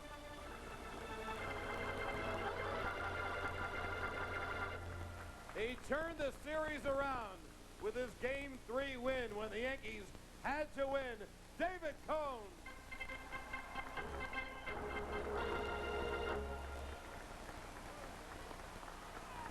We don't really need many words for this man. Let's just call him the straw man, Darryl Strawberry.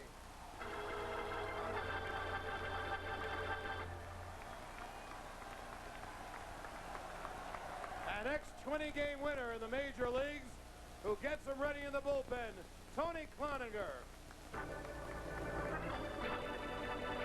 He went down to the minor leagues and he came up a great pitcher. What a contributor, Brian Boehringer.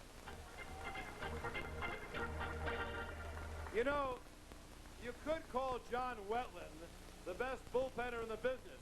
And if you don't, you would call this guy, Mariano Rivera. One of the most important members of the best bullpen in baseball. He came from Seattle. Now he's a Yankee. Jeff Nelson.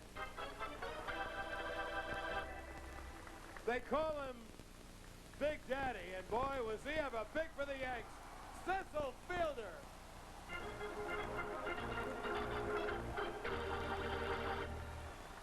I think this guy is going to be the 1996 Cy Young Award winner, Andy Pettitte.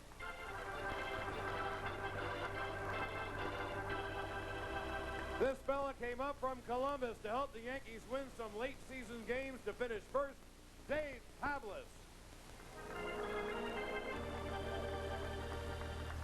Joe Torre's right-hand man, Don Zimmer. 20 years ago, 1976, he hit a home run in the 9th inning to win the Yanks a pennant. Now their hitting coach, Chris Chambliss. My partner coined this phrase after a home run. Burn, baby, burn. Bernie Williams.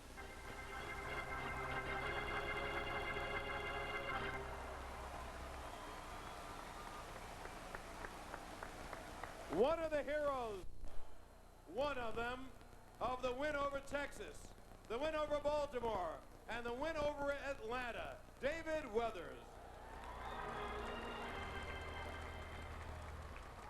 How many of you remember the catch that Paul O'Neill made on Luis Polonia's drive? Well, this guy moved him over 3 feet right before the pitch. Jose Cardinal.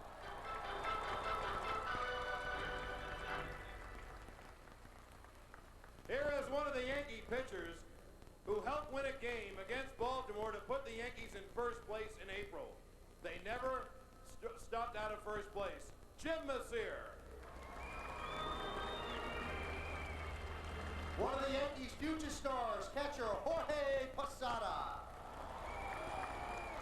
Another pitcher who came up from the minor leagues where the Yankees brought up so many top players to help them win. He helped them win a lot of games in the middle of the season. Dale Polley. And finally, this gentleman won a very big game in a doubleheader in Cleveland. Ramiro Mendoza. And ladies and gentlemen, Those are your 1996 World Champion New York Yankees.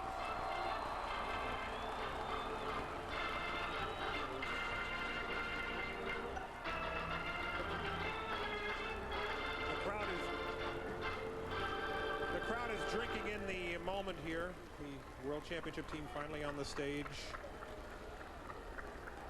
Now I'd like to take a moment to remember two people. Oh, we have some pictures here of some confetti that's burning. Also, I can see smoke. Smoke down along Broadway. Hopefully they can get this thing under control. And as the Yankees win their 23rd World You know, it is such a dry day, and all of that confetti, although the work crews were right there. We take a moment to remember him. And so is the fire department, apparently, but the smoke is beginning to drift over. Along with mine was many, many boyhood hero. He was the great broadcaster of the Yankees. He's once and forever the voice of the Yankees. Let's remember Mel Allen. And if you would, let's please have a moment of silence.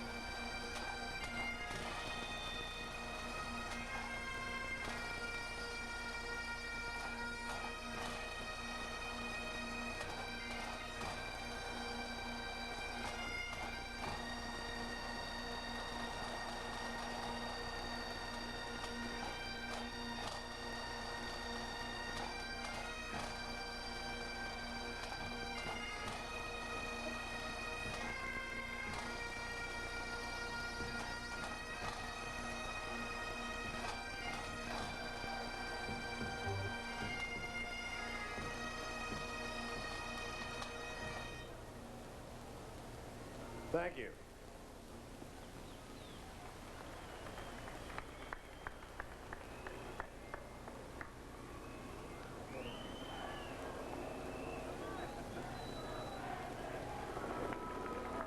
You won't see me, right?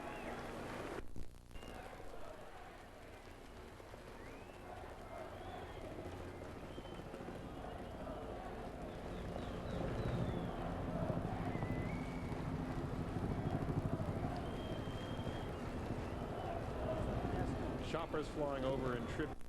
Situation, although we're told that it has been put out, you can see. And although she's tiny, her voice is huge. And whenever she sings, the Yankees win. This is Ms. Christine Skleros, and she is now going to sing our national anthem.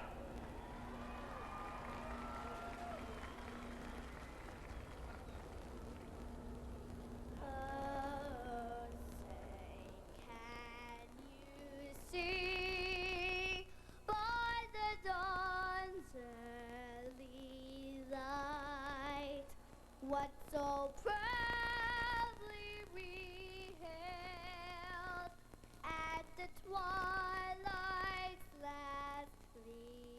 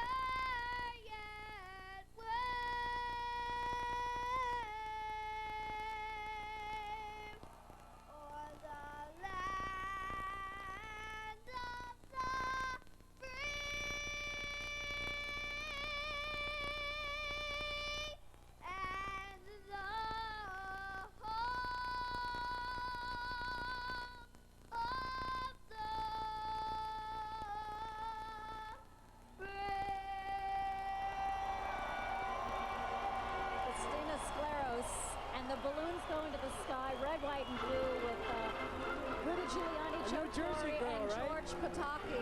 Looking at her as proud fathers, where they each have daughters. As the balloon's going to the sky, I want to update you on the fire. We also have smoke in the sky here to our southwest. Some smoke in the sky, a confetti fire at Broadway and Wall Street, but we understand it is under control. Mr. Robert Merrill. The firemen were right on the scene there, although they gave off a lot of smoke, and we could smell the smoke. Let's listen to Robert Merrill. For amber waves of grain, for purple mountain majesties, above the fruited plain, America, America, God shed his grace on thee, and crown thy good with brotherhood, from sea to shining sea once more. America, America, God shed his grace on thee, and crown thy good with brotherhood, from sea to shining sea. Thank you. That was Robert Merrill. When you do I believe something the mayor like is this, up next. you know, occasionally you mess up. Someone slipped in here we didn't introduce, and boy, does he ever need introducing, because he did a great job from start to finish to put the champion Yankees together. The GM of the Yankees, Mr. Bob Watson.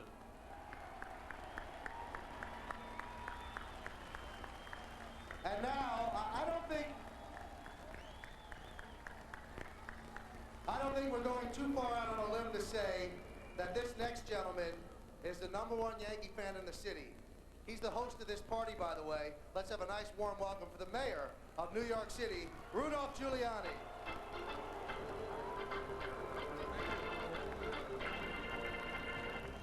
Thank you very much. Thank you.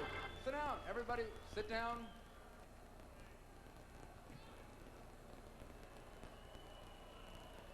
The other night I said that New York City would give the biggest and the grandest parade of all for the 1996 Yankees.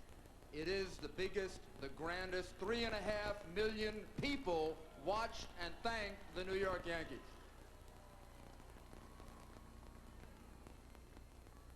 The 1996 season for the New York Yankees began in the snows of April, and it ends today in the bright sunlight of New York City. Once upon a time in New York, October meant championships in New York City. And the 1996 Yankees have once again made October in New York City a magical time, a heroic achievement, and have given us a championship season. Thank you, Yankees.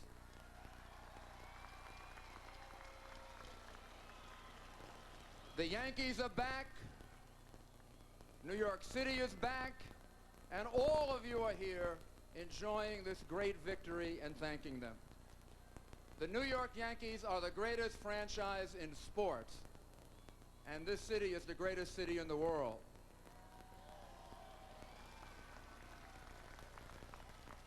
The New York Yankees have created much of the history and legend of baseball.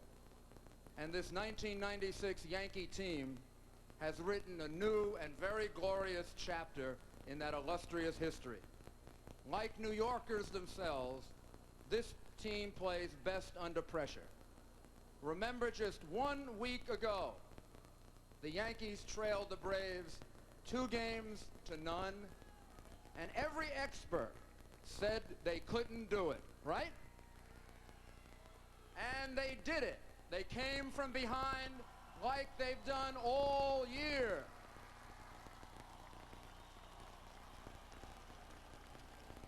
Not 1, not 2, 4 of the most exciting games in the history of the World Series. And their victory is an inspiration for all of us. It is a metaphor for a city whose people work best under pressure. It's a metaphor for a city that is having a great renaissance. Today we celebrate not an individual achievement, but the achievement of an entire team. We thank George Steinbrenner and the management of the Yankees for bringing to our city yet another world championship.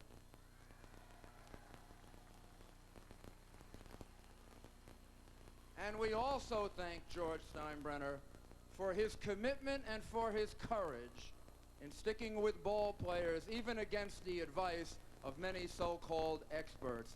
Thank you, George, for your confidence in human beings.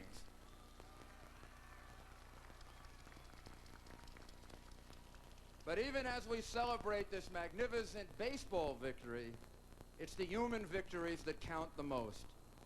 The victory of manager Joe Torre.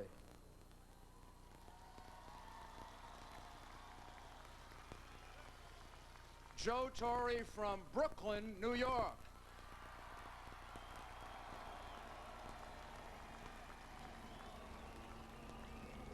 His entire family symbolizes the spirit of New York City. From Joe's brother, the dearly loved and departed Rocco Torre, who Joe knows is here today, watching after him. And Frank, who's just received a new heart. To Joe's sister Marguerite Torre, who is here with us. This family is a New York family, a Brooklyn family. It represents all of us. It represents the best of all of us. And there's something very, very special about them. Thank you to your entire family, Joe. And to Bob Watson, the general manager, who's entitled to feel great fulfillment today, watching the players he acquired help to win this great championship for New York City. Thank you, Bob. And of course, you, the fans, you are the very best in baseball, in sports, anywhere. Even the opposing team, the Atlanta Braves, recognize this. The Braves' fine third baseman, Chipper Jones, was quoted yesterday in the New York Times, and he said the following, quote, "The Yanks have got probably the best fans I've ever seen."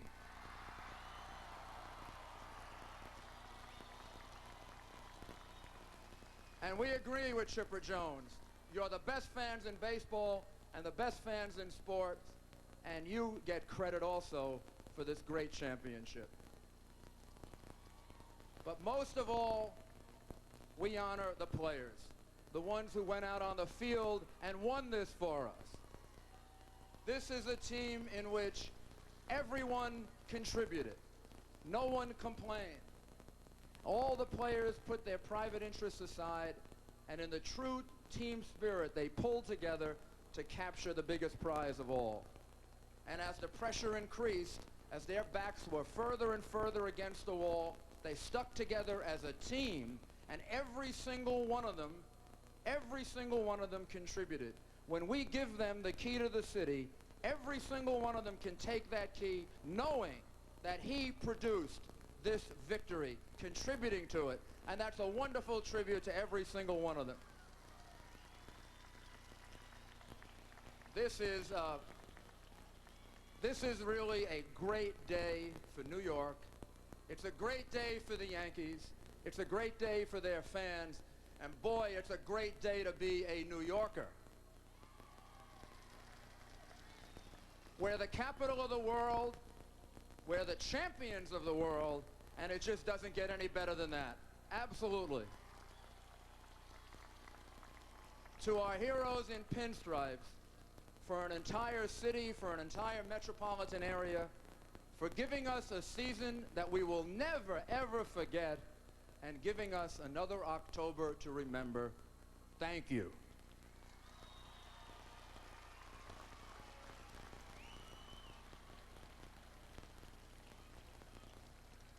The history of the Yankees and of baseball is personified in the dignity, class, and character of Joe DiMaggio.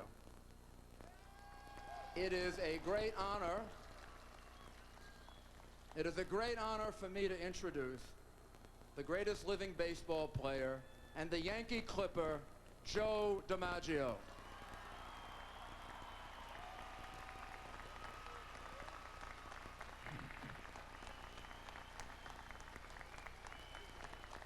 Thank you. Thank you very much. And I want to thank you, Mayor Giuliani, and you too, George, for inviting me to this ticker tape party. I have been invited by the two of them. I'm glad I'm here. I have never seen a ticker tape like this, and I think I have been in several of them. Not this one, I have never seen. It was so wonderful to see the children who said, no, we can't close the schools for the children, but you can play hooky if you want to. And that was just great the way they took to all of their favorite players. And I want to thank the Yankees for winning this pennant because it brings back to me very, very fond memories. Like the 1936, when I was a rookie year, and we won the championship. And we had a mayor at that time. His name was Fiorello LaGuardia. And he used to travel during the World Series to see us play and hope that we would win. There was one year that the New York Giants were in the pennant race. They wound up winning their National League pennant, and the Yankees won their pennant. Now, we went over to the, that's what I mean about the traveling part of what the mayor did. From Yankee Stadium, he traveled over to the Polo Grounds, which was right across the river. But he was a great fan. He also came to St. Louis. I think you recall him too, Mayor Giuliani. And I want to thank the ball players. They have brought something back to me, fellas like Yogi Berra,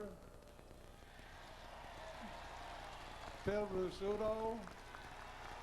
We missed these fellas. We missed them. We hope they were here. I guess they have other things to do. But thanks again for inviting me. It's been a real pleasure.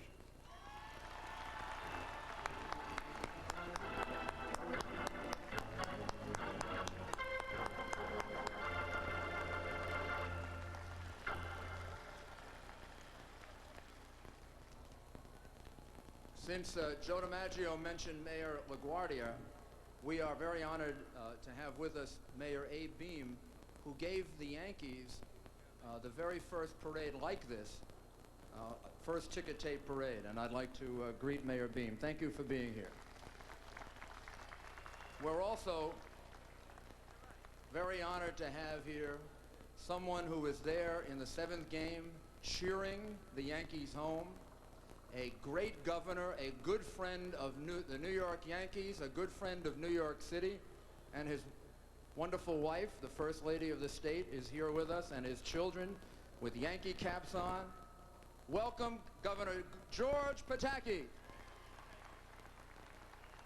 Thank you. Thank you. What a great day. And let me tell you, I'm going to make it even greater. No speech. I just want to congratulate and thank all of you. You know, I thought there was no greater sight than seeing John Wetteland come out on the mound in the 9th inning of a game at the stadium where the Yankees are ahead. But there is a better sight, and that's Wade Boggs riding behind a horse around the stadium, holding his finger up, #1. We're proud of you guys. Charlie Hayes, I'll tell you, when that foul ball was over by the 3rd baseline, I was praying some kid from New Jersey wouldn't reach out with a glove and catch it. They didn't. We won. And it's great that New York is again on the top of the heap. And let me just say, it is one of the greatest honors of my life to have ridden up the canyons with Joe DiMaggio. Joe, you epitomize the legacy of class of the Yankees. You are not just a great Yankee, you're a great role model for all of our children and for all Americans, and we are very grateful for what you've done. And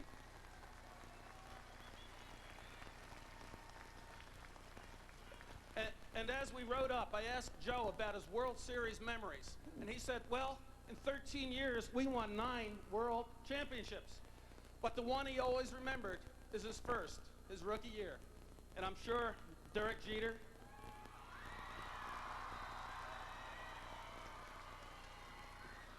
a few years from now, when you've won 9 World Championships right here in New York City, you're going to remember your rookie series in that first year as the greatest and best ever. To Joe Torre and Bob Watson, what you've done is just incredible. Joe, it took you over 4,000 games to be here, but you had to come back to New York to do it, and we're confident it's going to happen again. And to George Steinbrenner, George, there is no place worth winning unless it's New York. This is the best. Let me just say to all the players, to the greatest fans in the world and the greatest city in the world, we're on top, we're number one. Let's do it again next year. Thank you.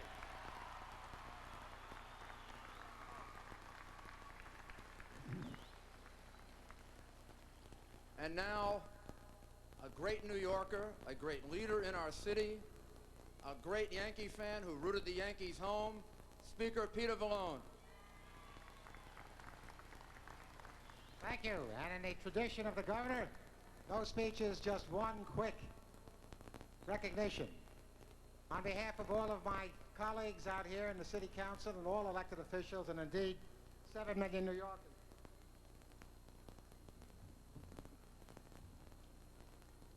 you've already heard George Steinbrenner how important it is to win a championship in New York City. And we have a very special New Yorker who comes from Bronx County, who had the leadership, the courage, the guts, the heart to lead this great team to another championship in our town. And at the same time, 15 million New Yorkers' love went with a heart that was attached. Our love was attached to the heart that went to Frank. So we'd like to give this to you, Joe, in recognition for all New Yorkers for a job well done.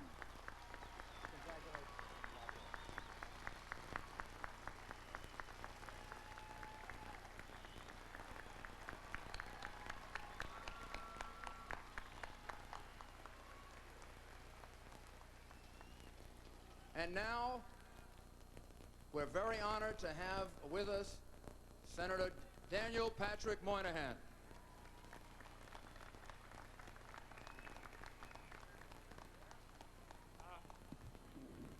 I think I'm here because I'm the only one other than Joe DiMaggio who's old enough to have watched him play with Lou Gehrig. This morning I admitted to him Lou Gehrig was my hero, and wouldn't you know what he said? He was my hero too. And we were proud of those Yankees, but never prouder than of these. Thank you. And now we're very honored to have Senator Alphonse D'Amato.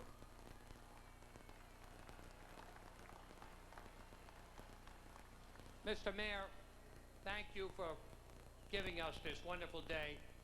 George Steinbrenner, thank you for building a great team. Joe DiMaggio, I tell you, you'll bring back such great, great, great memories. And to Joe Torre and Bob Watson, you put together a winning combination and a team that came together, all all-stars, because they played together. And you know, it demonstrates if you never give up, and this team never gave up, you'll go all the way. That's the fighting spirit. Congratulations.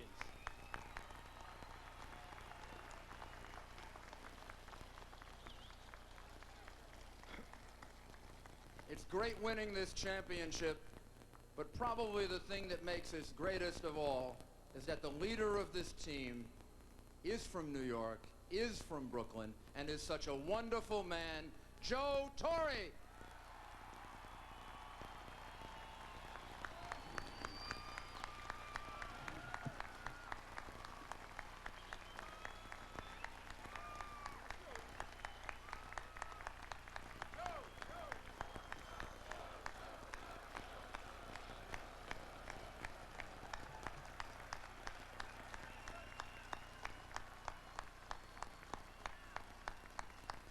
Thank you. How did everybody get in my living room here? I think you all know what this means to me personally, involving my family and what went on this year. And having it been, it's my first World Series. Very, very special. And there are a whole lot of people I'd like to thank that made me become a part of this. First of all, the Yankee management who, you know, in spite of some people who were against this whole thing, brought me in to manage, and I want to thank the day that Bob Watson called and made that offer to me.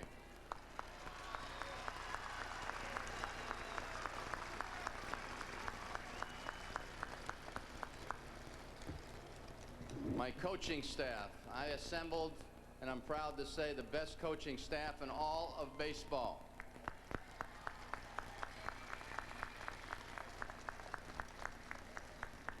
Anybody who thinks one person can do a job this immense is crazy. I have an outstanding, hard-working staff, and I had Stottlemyre on one side, Zimmer on the other side. They just kept me from tipping one way or the other all the time. Chris Chambliss and Willie Randolph and Jose Cardinal, Tony Cloninger.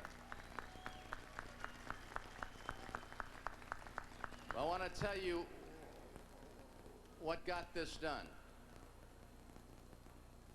In spring training, we made a commitment.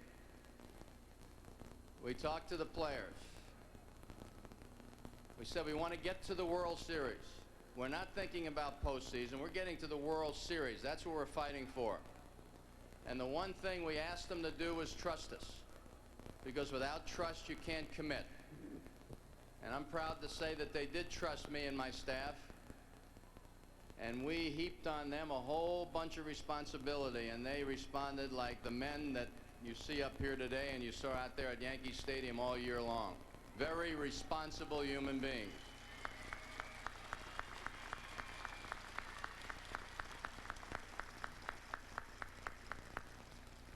The thing I'm most proud of about this team is every single one, and it was mentioned earlier, contributed to a victory this year.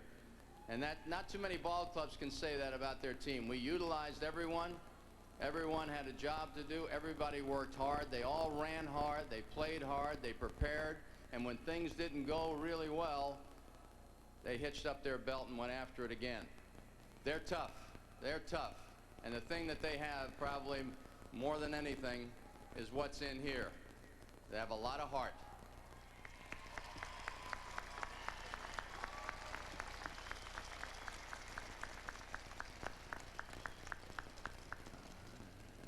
I tell you, a year ago, a couple of years ago, I guess during the strike and the replacement players, I lost a lot of interest in the game of baseball. And every time baseball players' names were mentioned, it was always how much money they're making. This is the first team that has ever gone on to the World Series. I mean, in recent years, where money has been such a big part of conversation regarding baseball players, that was the last thing on anybody's mind. They just wanted to be the best, and that's the way they played.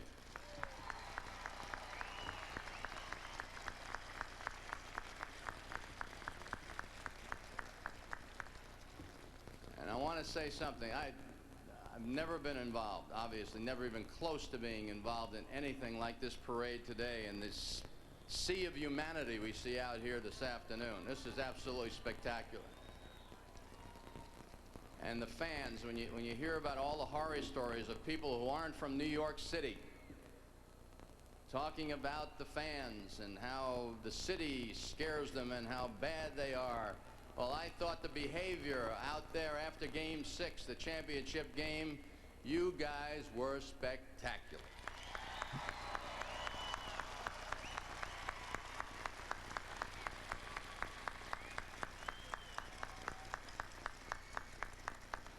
What energy. You could have lit up the whole world today with the energy you put out today out here. Electricity is what it was all about.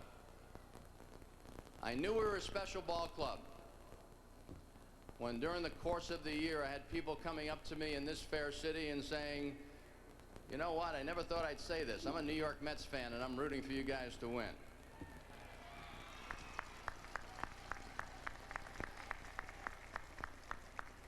probably even more impressive than that, going around city to city and people saying they were Boston Red Sox fans that were pulling for us to win.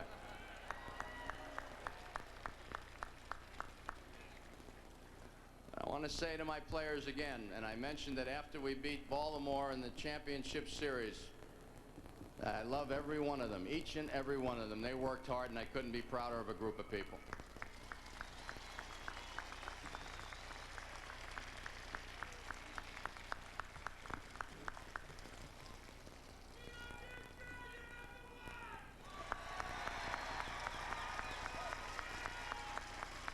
I told you I had a lot of relatives out here. And I was wondering why it took so long for me to get to a World Series.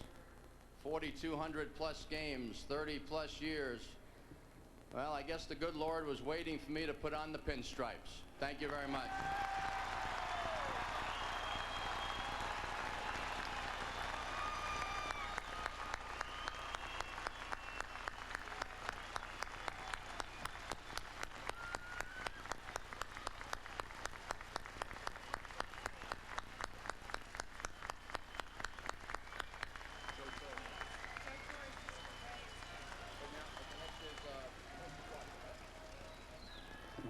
And now it's a great honor to present the man who helped to forge this team, to put it together, who had the courage to make the changes that were necessary.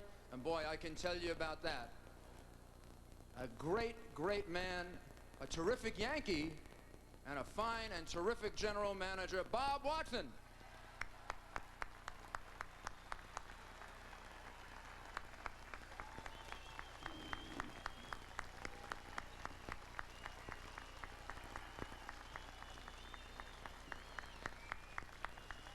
Thank you. Thank you very, very much. I'll keep this very short. First off, I'd like to thank Mr. Steinbrenner and the Steinbrenner family for giving me the opportunity to stand before you today as general manager of the Yankees. Number two, I'd like to thank the finest city in the world and the finest fans in the world for supporting us. Thank you.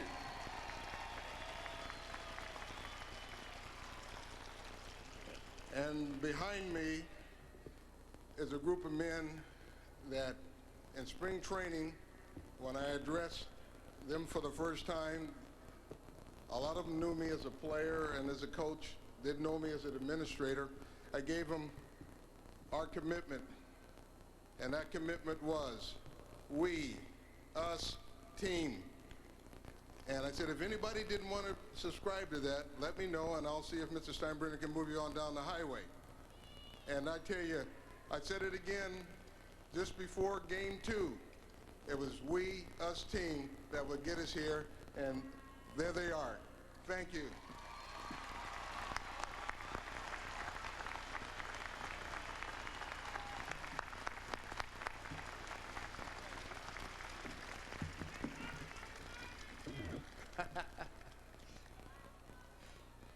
I need to ask your patience and indulgence because I'm going to try something that demonstrates our class and our magnanimity.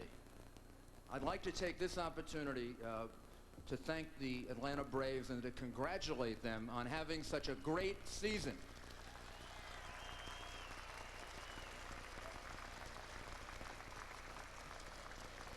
You know, the reason this victory is so sweet the reason this victory is so sweet is because this team beat what used to be the world champions, a great team, and now they're even a better team.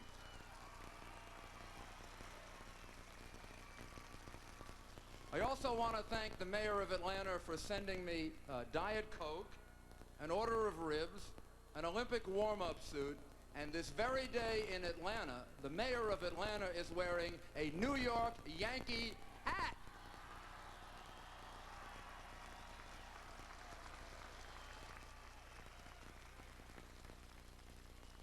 And even though he lost a bet, I'm still going to send him what I offered him. a cheesecake from Junior's in Brooklyn, right over there,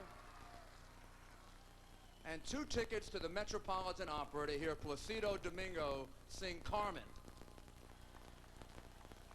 Because they don't have those kinds of things in Atlanta.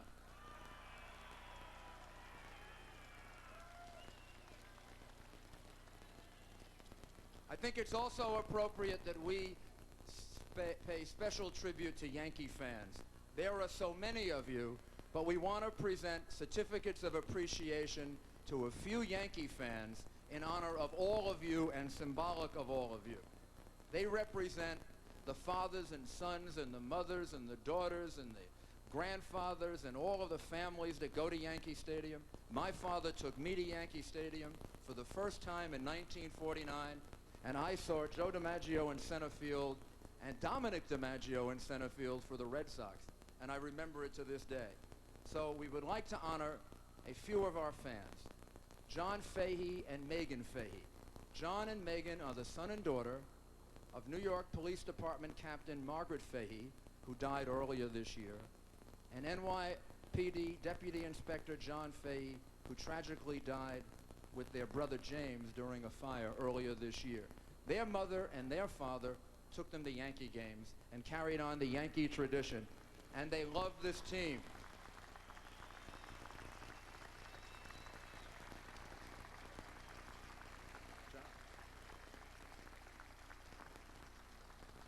We also want to honor and give a certificate of appreciation to Ed Pinsky. Ed is a teacher. There's nothing more important than you can do than be a teacher. And Ed is a teacher and a Yankee fan from the Bronx whose son shares his longtime love of the Yankees.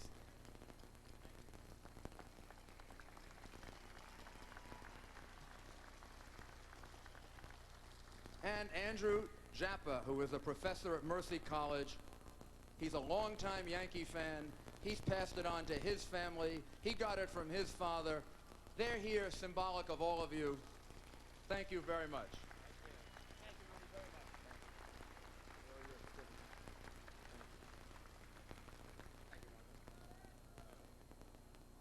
Andrew's in school.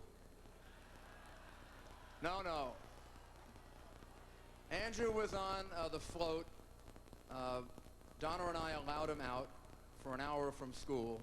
He was on the float with his hero, Derek Jeter. And now I would like to present to the principal owner of the Yankees, the man who has brought New York City now 3 world championships, this one the sweetest of all. I would like to give him this proclamation that declares today officially New York Yankee Day in New York City. George Steinbrenner!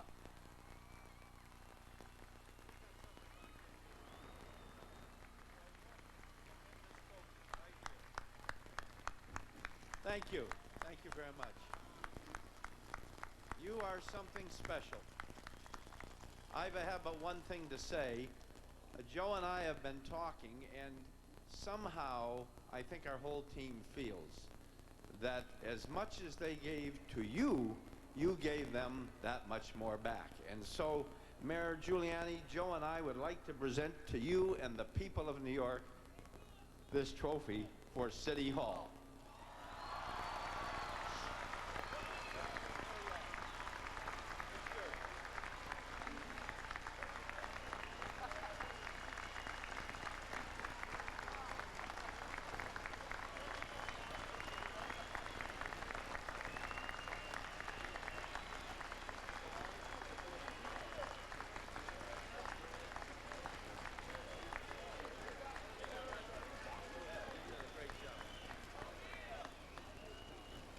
This will be on display in City Hall for all of you to come and see, all of you to come and look at, all during the winter while we get ready for spring training so they can win it again for us next year.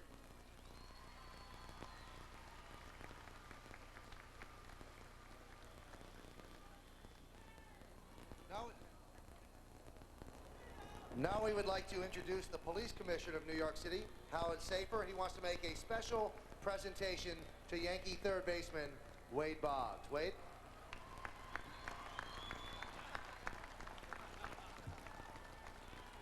Wade? The other night, when the last out was caught and we won, I looked around and I was a little fearful of the cops on the field to make sure everything was okay. And I looked out there and there was a guy out of uniform. So I thought we would fix that by making Wade Boggs an honorary mounted cop and making sure that he wears the right uniform. Thanks, Wade.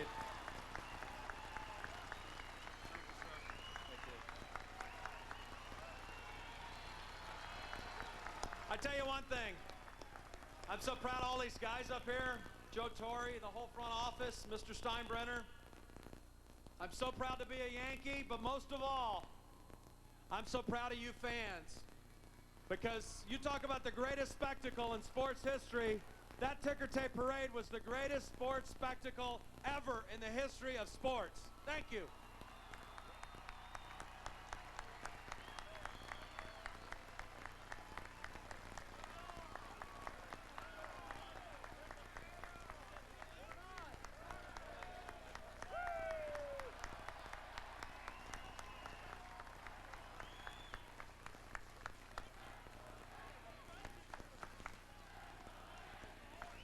Now, before we get to the moment you've been waiting for, let me introduce the Fire Commissioner, Tom Van Essen, and he has a special tribute to Sister Marguerite Torre. Commissioner. We all know that there's millions and wonderful, fantastic Yankee fans in this city this year. But I don't think that any group symbolizes the affection and the love of the Yankees more than the kids out at Nativity, the Blessed Virgin Mary School. Joe's sister is the principal out there, and on behalf of the mayor, we'd like to present her and all those kids with a key to New York City.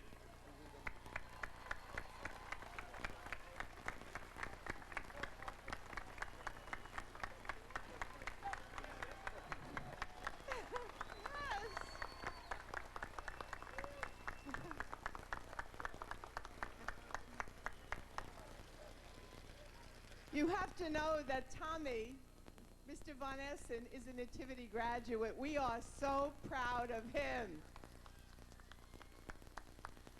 Also, while I'm here, I would just like to introduce a couple of special women in our family. Our family is a very male, predominantly male family. I would like to introduce my wonderful sister-in-law, Allie Torre. I don't know where you are, Allie. God bless you. You know, behind every man, you know. Very special lady. My wonderful sister. Where are you, Ray? God bless you. Stand. Allie's mom, Joe's daughters, Dana, Allie's sisters. Wonderful. I'm not a women's libber, but God bless the women in the Torre family.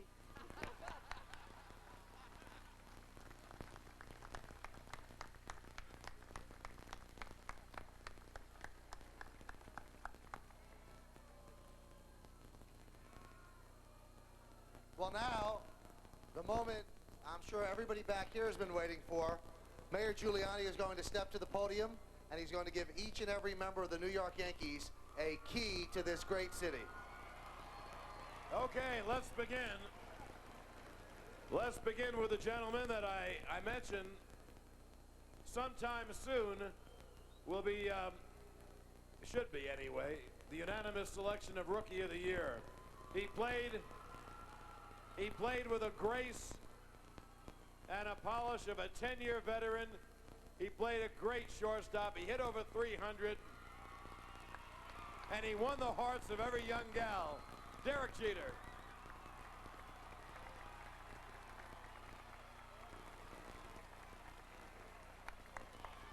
Next up, you can honestly say that this gentleman turned the biggest city in the world into a small town. Ladies and gentlemen, the manager of the Yankees, Joe Torre.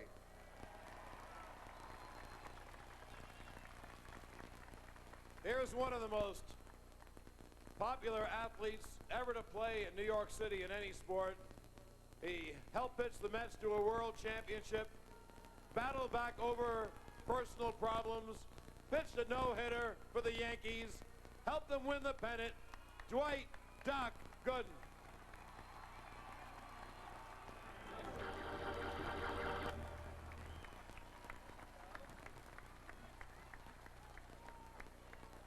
This next gentleman has done so much in his career, and he had two things left he wanted to do: win a championship and get 3,000 hits.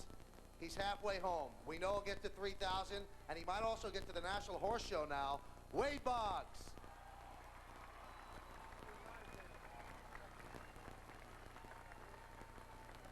Last year, when the Yankees lost a great playoff series to Seattle, the biggest moment was in the second game in the 15th inning. This fella hit a 3-run home run. Imagine hitting a 3-run home run in the 15th inning to win a playoff game. How could you ever have a bigger hit than that? He had it this year. Jim Leyritz.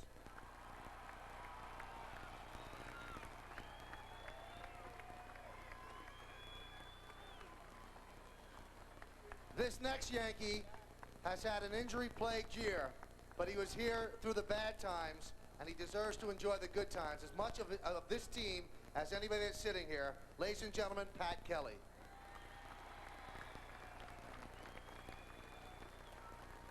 Here's a gentleman who won 12 ball games to help the Yankees win the pennant. He started 3 playoff games. He didn't lose any of them. The Yankees won them all. Kenny Rogers.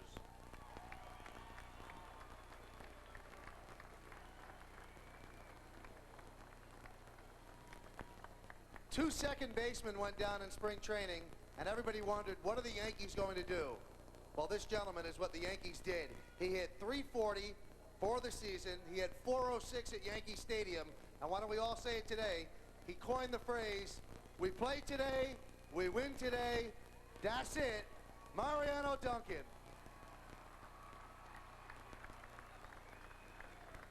This fella showed what he was worth in 2 innings in one of the playoff games against Atlanta.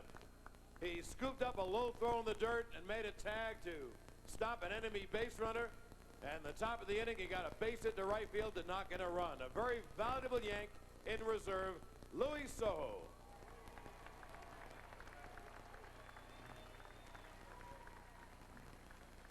This next Yankee got a lot of big pinch hits when he came over from the California Angels right around midseason. Let's have a nice big hand for Mike Aldrete.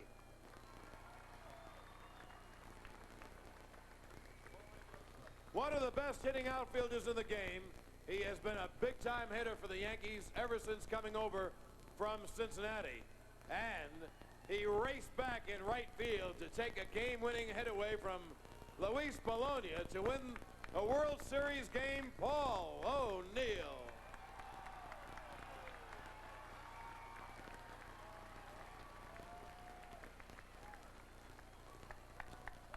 Well, when you're going to start the 6th game of the World Series, there's probably a lot of nerves going through your body.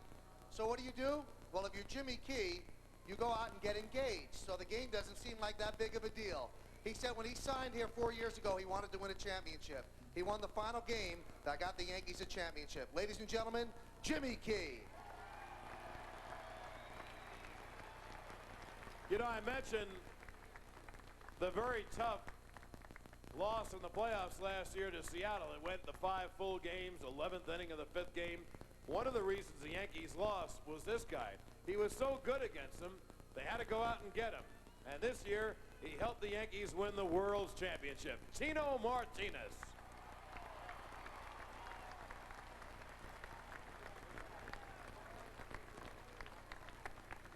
No Yankee player was more scrutinized after he was acquired than this gentleman. All he did was give the Yankees clutch hit after clutch hit, handle the pitching staff beautifully, block every pitch in the dirt, and become one of the more valuable Yankees. He came from Denver, as I mentioned, but now he's a Yankee at heart. Joe Girardi.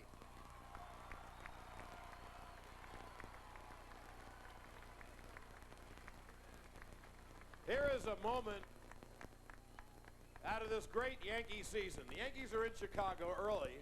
It's a Sunday. It's freezing cold, and the Yankees trail Alex Fernandez, one of the best pitchers in the league, 8-0. What do the Yankees do? Well, they rally to win, of course, and it all began when this fella hit a slow grounder to first. The first baseman didn't hustle. He did. He beat the plate of the bag, and the Yankees went on to win the ball game. Andy Fox.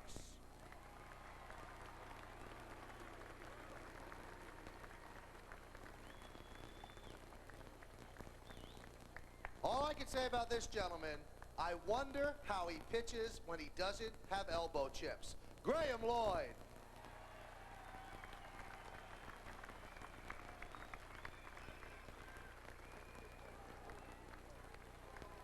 Well, this next player, who is going to be a flat-out great star in the future, some people think he could become one of baseball's greatest players, had two very big contributions. He won a ball game against the Red Sox in extra innings with a base hit to center field, and in his biggest contribution, he raced into right center, left his feet, dove, and made a fabulous catch for the Yankees to win a ball game against Detroit. Ruben Rivera.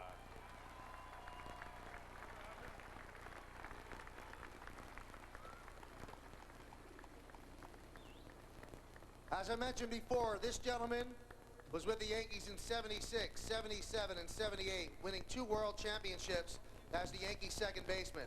Now he's gone on to become one of the best third base coaches in baseball. A long-time Yankee, a Yankee for a long time as well. Here is Willie Randolph.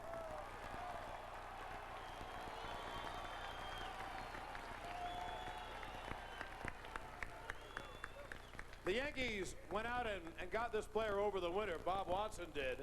Switch hitter, very fast, good hitter. But he got hurt at the beginning of the year. And the Yankees wondered, when he returned, would they have a place for him? Well, when he came back, he played so well, he drove the Yankees to winning the pennant and on to the World Series. Here's Tim Raines.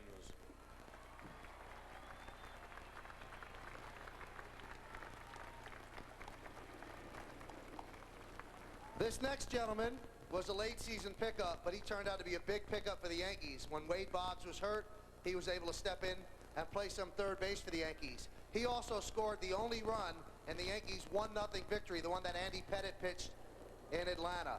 Also, he'll forever be emblazoned in the mind of Yankee fans as catching that foul pop-up near third base. Charlie Hayes. And Charlie told me he still has the ball and he's not giving it up. When this fella came to the Yankees, a late season call-up in 1964, he pitched brilliantly, driving the Yankees to a pennant and then the World Series against the Cardinals. Then the Yankees became a poor team, but he became a terrific pitcher, winning 20 games several times. Now back with the Yanks as their pitching coach, Mel Stottlemyre.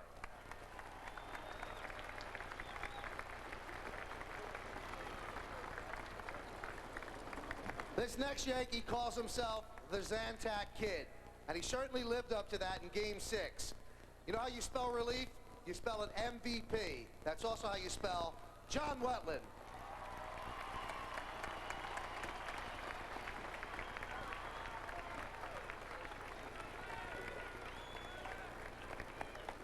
A very big signing for the Yankees this winter. He was courted by many teams, but even though he's from Kansas City, he really has become a New Yorker. He lives in Manhattan. He loves the city.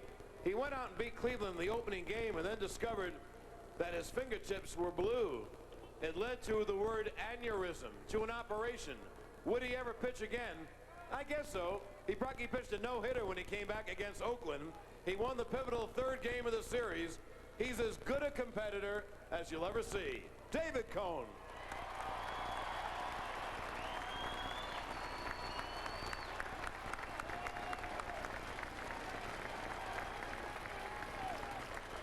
Well, what a year it's been for this next Yankee. For the first half of the season, he played in St. Paul with the St. Paul Saints of the Independence League. Nobody in baseball would give him a chance. And then George Steinbrenner decided to give himself a birthday present, and he signed Darryl Strawberry.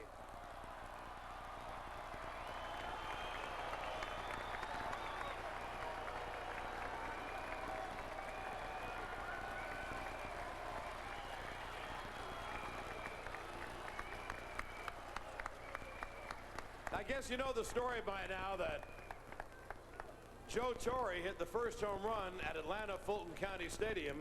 That is closing with a Yankee win, by the way. Well, the guy who is pitching is now the bullpen coach for the Yankees. The year that Joe hit that home run, Tony pitched. He won 23 games with the Braves.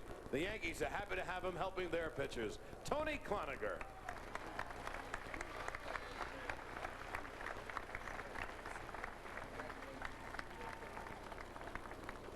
This gentleman had cups of coffee with the Yankees as a starter, and every time he started for the Yankees, something went wrong. He was either too nervous, didn't do the job. They sent him down to the Columbus Clippers, but they never gave up on him. Then he came back as a reliever. What a reliever he was, getting huge outs for the Yankees throughout September and then the postseason. Let's have a nice warm welcome for Brian Boehringer.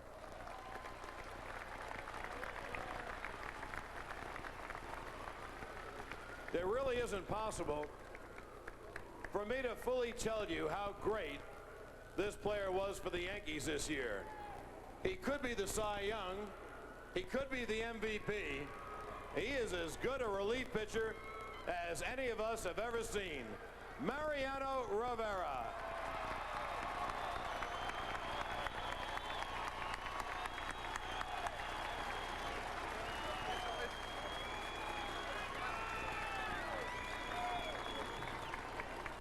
Next, it's back to Texas. The success of John Wetteland can be tied to Mariano Rivera. The success of Mariano Rivera, led by this guy, came over from Seattle last year. He's been a great addition for the Yankees down the stretch. Jeff Nelson.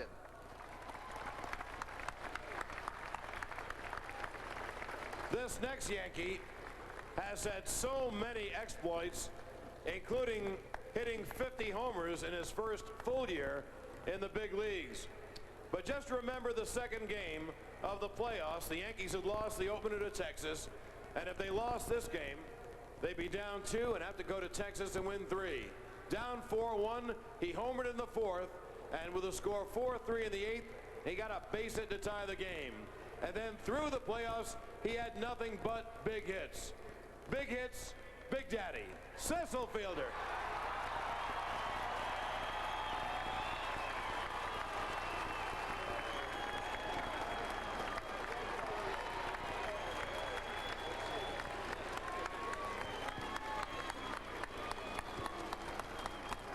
Some snapshots from Game 5 in Atlanta.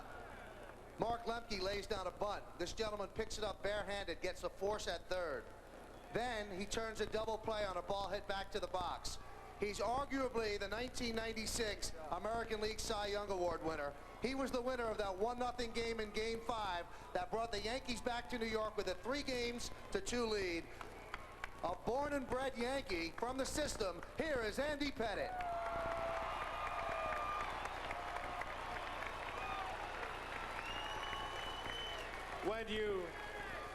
When you go for a pennant, and when your lead has been chopped from 12 games to 2.5, every game is important. I recall a Friday night against Oakland. The Yankees lead by 1.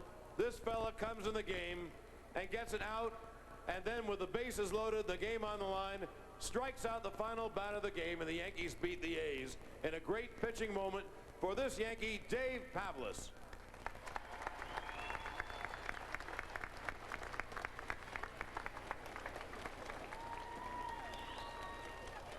One of the best parts of this Yankee season was watching the final couple of innings of the game and watching the expressions on this man's face as he sat next to Joe Torre. While being the right-hand man for Torre, I guess we can forgive him for being the manager of the Red Sox at one point. Let's have a nice warm welcome for Don Zimmer.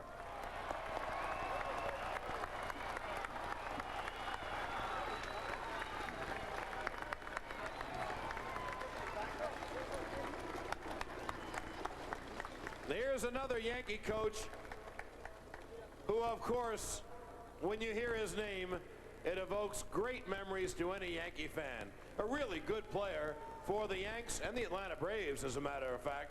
A left-hand hitter who came up in the bottom of the ninth in 1976 in the 5th and final playoff game against Mark Littell, and homered to give the Yankees their first pennant in 12 years. Now a coach, the hitting coach of the Yankees, Christopher Carroll Chambliss.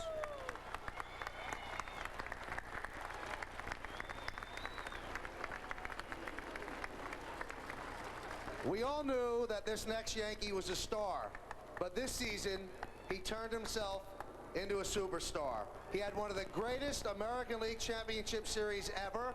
He won the MVP. John Sterling coined the phrase, "Burn, baby, burn." Here he is, the pride of Puerto Rico, Bernie Williams.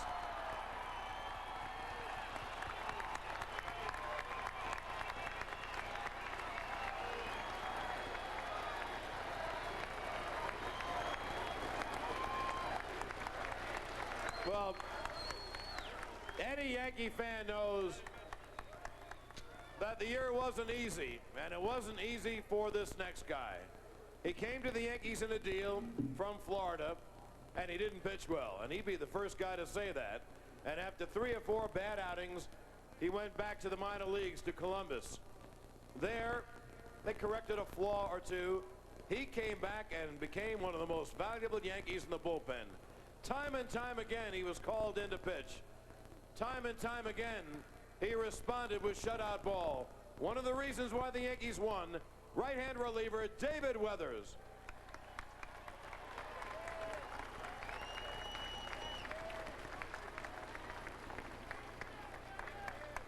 Sometimes a first base coach goes unnoticed unless somebody gets picked off. Sometimes an outfield coach goes unnoticed unless somebody makes an error or is out of position. As I mentioned before, one of Joe Torre's valuable members of his staff, we all remember Paul O'Neill's great catch on Luis Polonia, but the quiet part was, right before that pitch, he told O'Neill, move a little over toward right center field.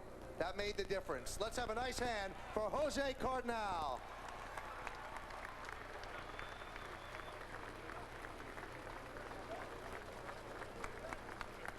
This Yankee pitcher had a lot of big moments, but none was better.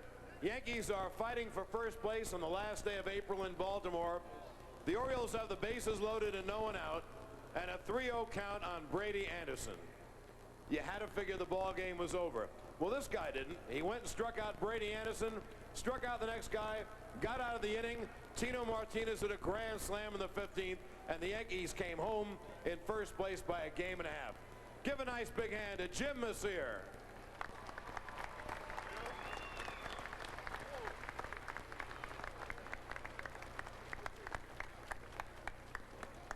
This next Yankee, a great reliever out of the bullpen. He got some very, very big outs for the Yankees throughout the second half of the season. A left-hander that Joe Torre brought in. Let's have a nice warm welcome for Dale Polley.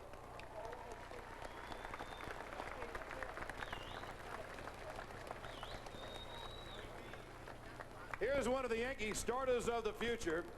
He came up to the Yankees when their pitching was injured. He won a big game in Seattle, pitched many other games for the Yankees, and contributed to the Yankees winning the pennant. Right-hander Ramiro Mendoza.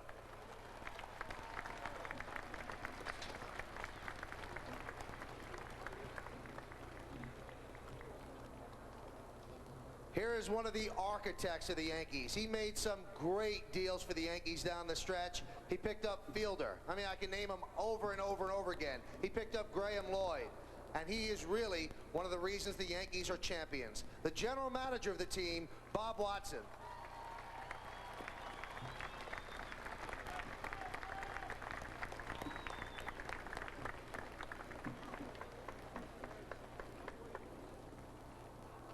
I understand, Mr. Mayor, we're even giving keys to the executives. All right, very good. Here's one of the top Yankee execs, David Sussman.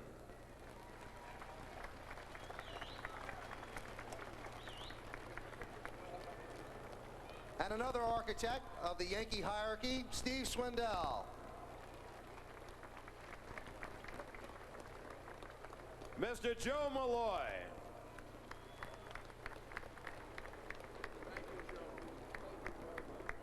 Mr. Hal Steinbrenner.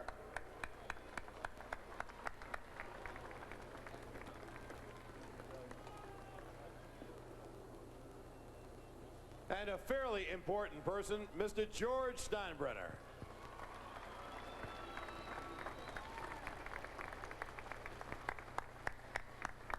And finally, this might be overkill because this guy owns the city. He gets a key to the city now, Mr. Joe DiMaggio.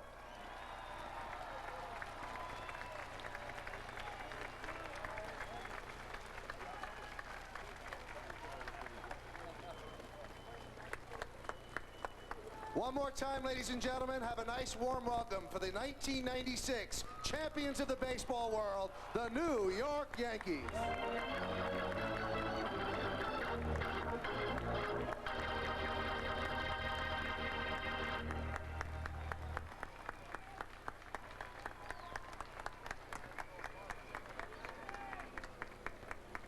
Talk about overkill. To lead us in singing Take Me Out to the Ball Game, we have one of the truly great voices of our time, Mr. Placido Domingo. Congratulations to everybody. It's better. Congratulations to everybody. And I just want to tell you that even if between Joe DiMaggio and Derek Jeter, they are sitting only few feet apart. It's an endless chain of phenomenal American players than they have been Yankees.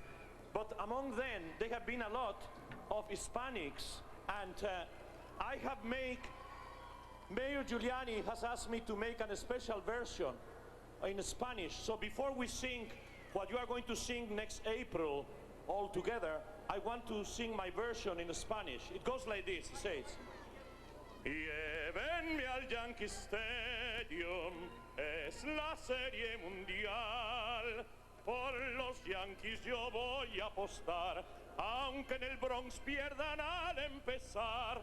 Y si en la octava entrada van perdiendo por 6, al final del juego será Yankees 8, Braves 6.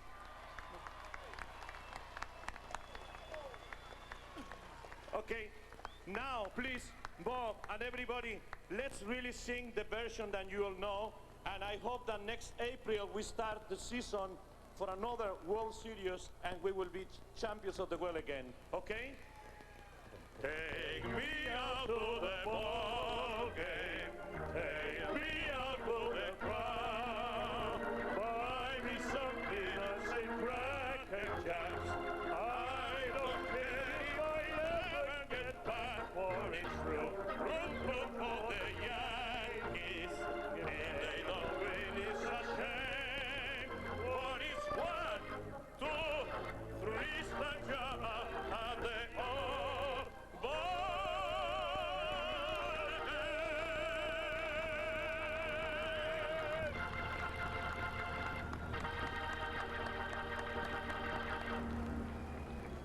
Just 4.5 months till spring training. And the next Yankee season begins. What an afternoon it has been.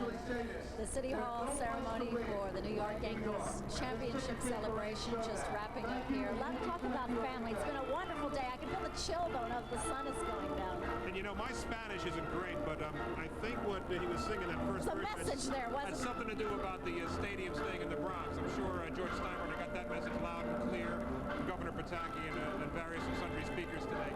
This has been a marvelous day that we've been able to share with you live coverage of the ticker tape parade and the ceremony following it here at City Hall. Just a thrill to be here, a thrill to share it with you, and we're really glad that you joined us. If you want to relive it, at 6 o'clock tonight, we're going to have have all the highlights. It's going to be our 6 o'clock news. Our 6 o'clock news is going to be the Yankee Ticker Tape Parade and celebration, so you'll want to join us then. And I think Jim Bout had some closing remarks also, huh? Yeah, I think baseball needs to follow up on the goodwill generated by the World Series and do 3 things. One, they need to sign the contract with the players. It's already been ratified by the players. They need to appoint a commissioner of stature, somebody like Mario Cuomo, who was a minor league baseball player with the Pittsburgh Pirates, or maybe Bob Dole, who should be available in a couple of weeks. And finally, George Steinbrenner needs to pledge to keep the Yankees in the Bronx where they belong. Thanks, Jim, so much for being here. Thank you. My pleasure. I had a great time. Very much. It has been a wonderful afternoon here. In case you're looking for your soap operas, we can tell you can set your VCR for the wee hours of tomorrow morning, late tonight. Young and the Restless, 1:37 a.m. Bold and Beautiful will air at 2:37 a.m. And As the World Turns will air at 3:07 a.m. We want to thank you so much for joining us. The Yankees now have the key to the city, and they have the key to the hearts of the fans here. We want to leave you now with some images of the highlights of this championship Yankee season.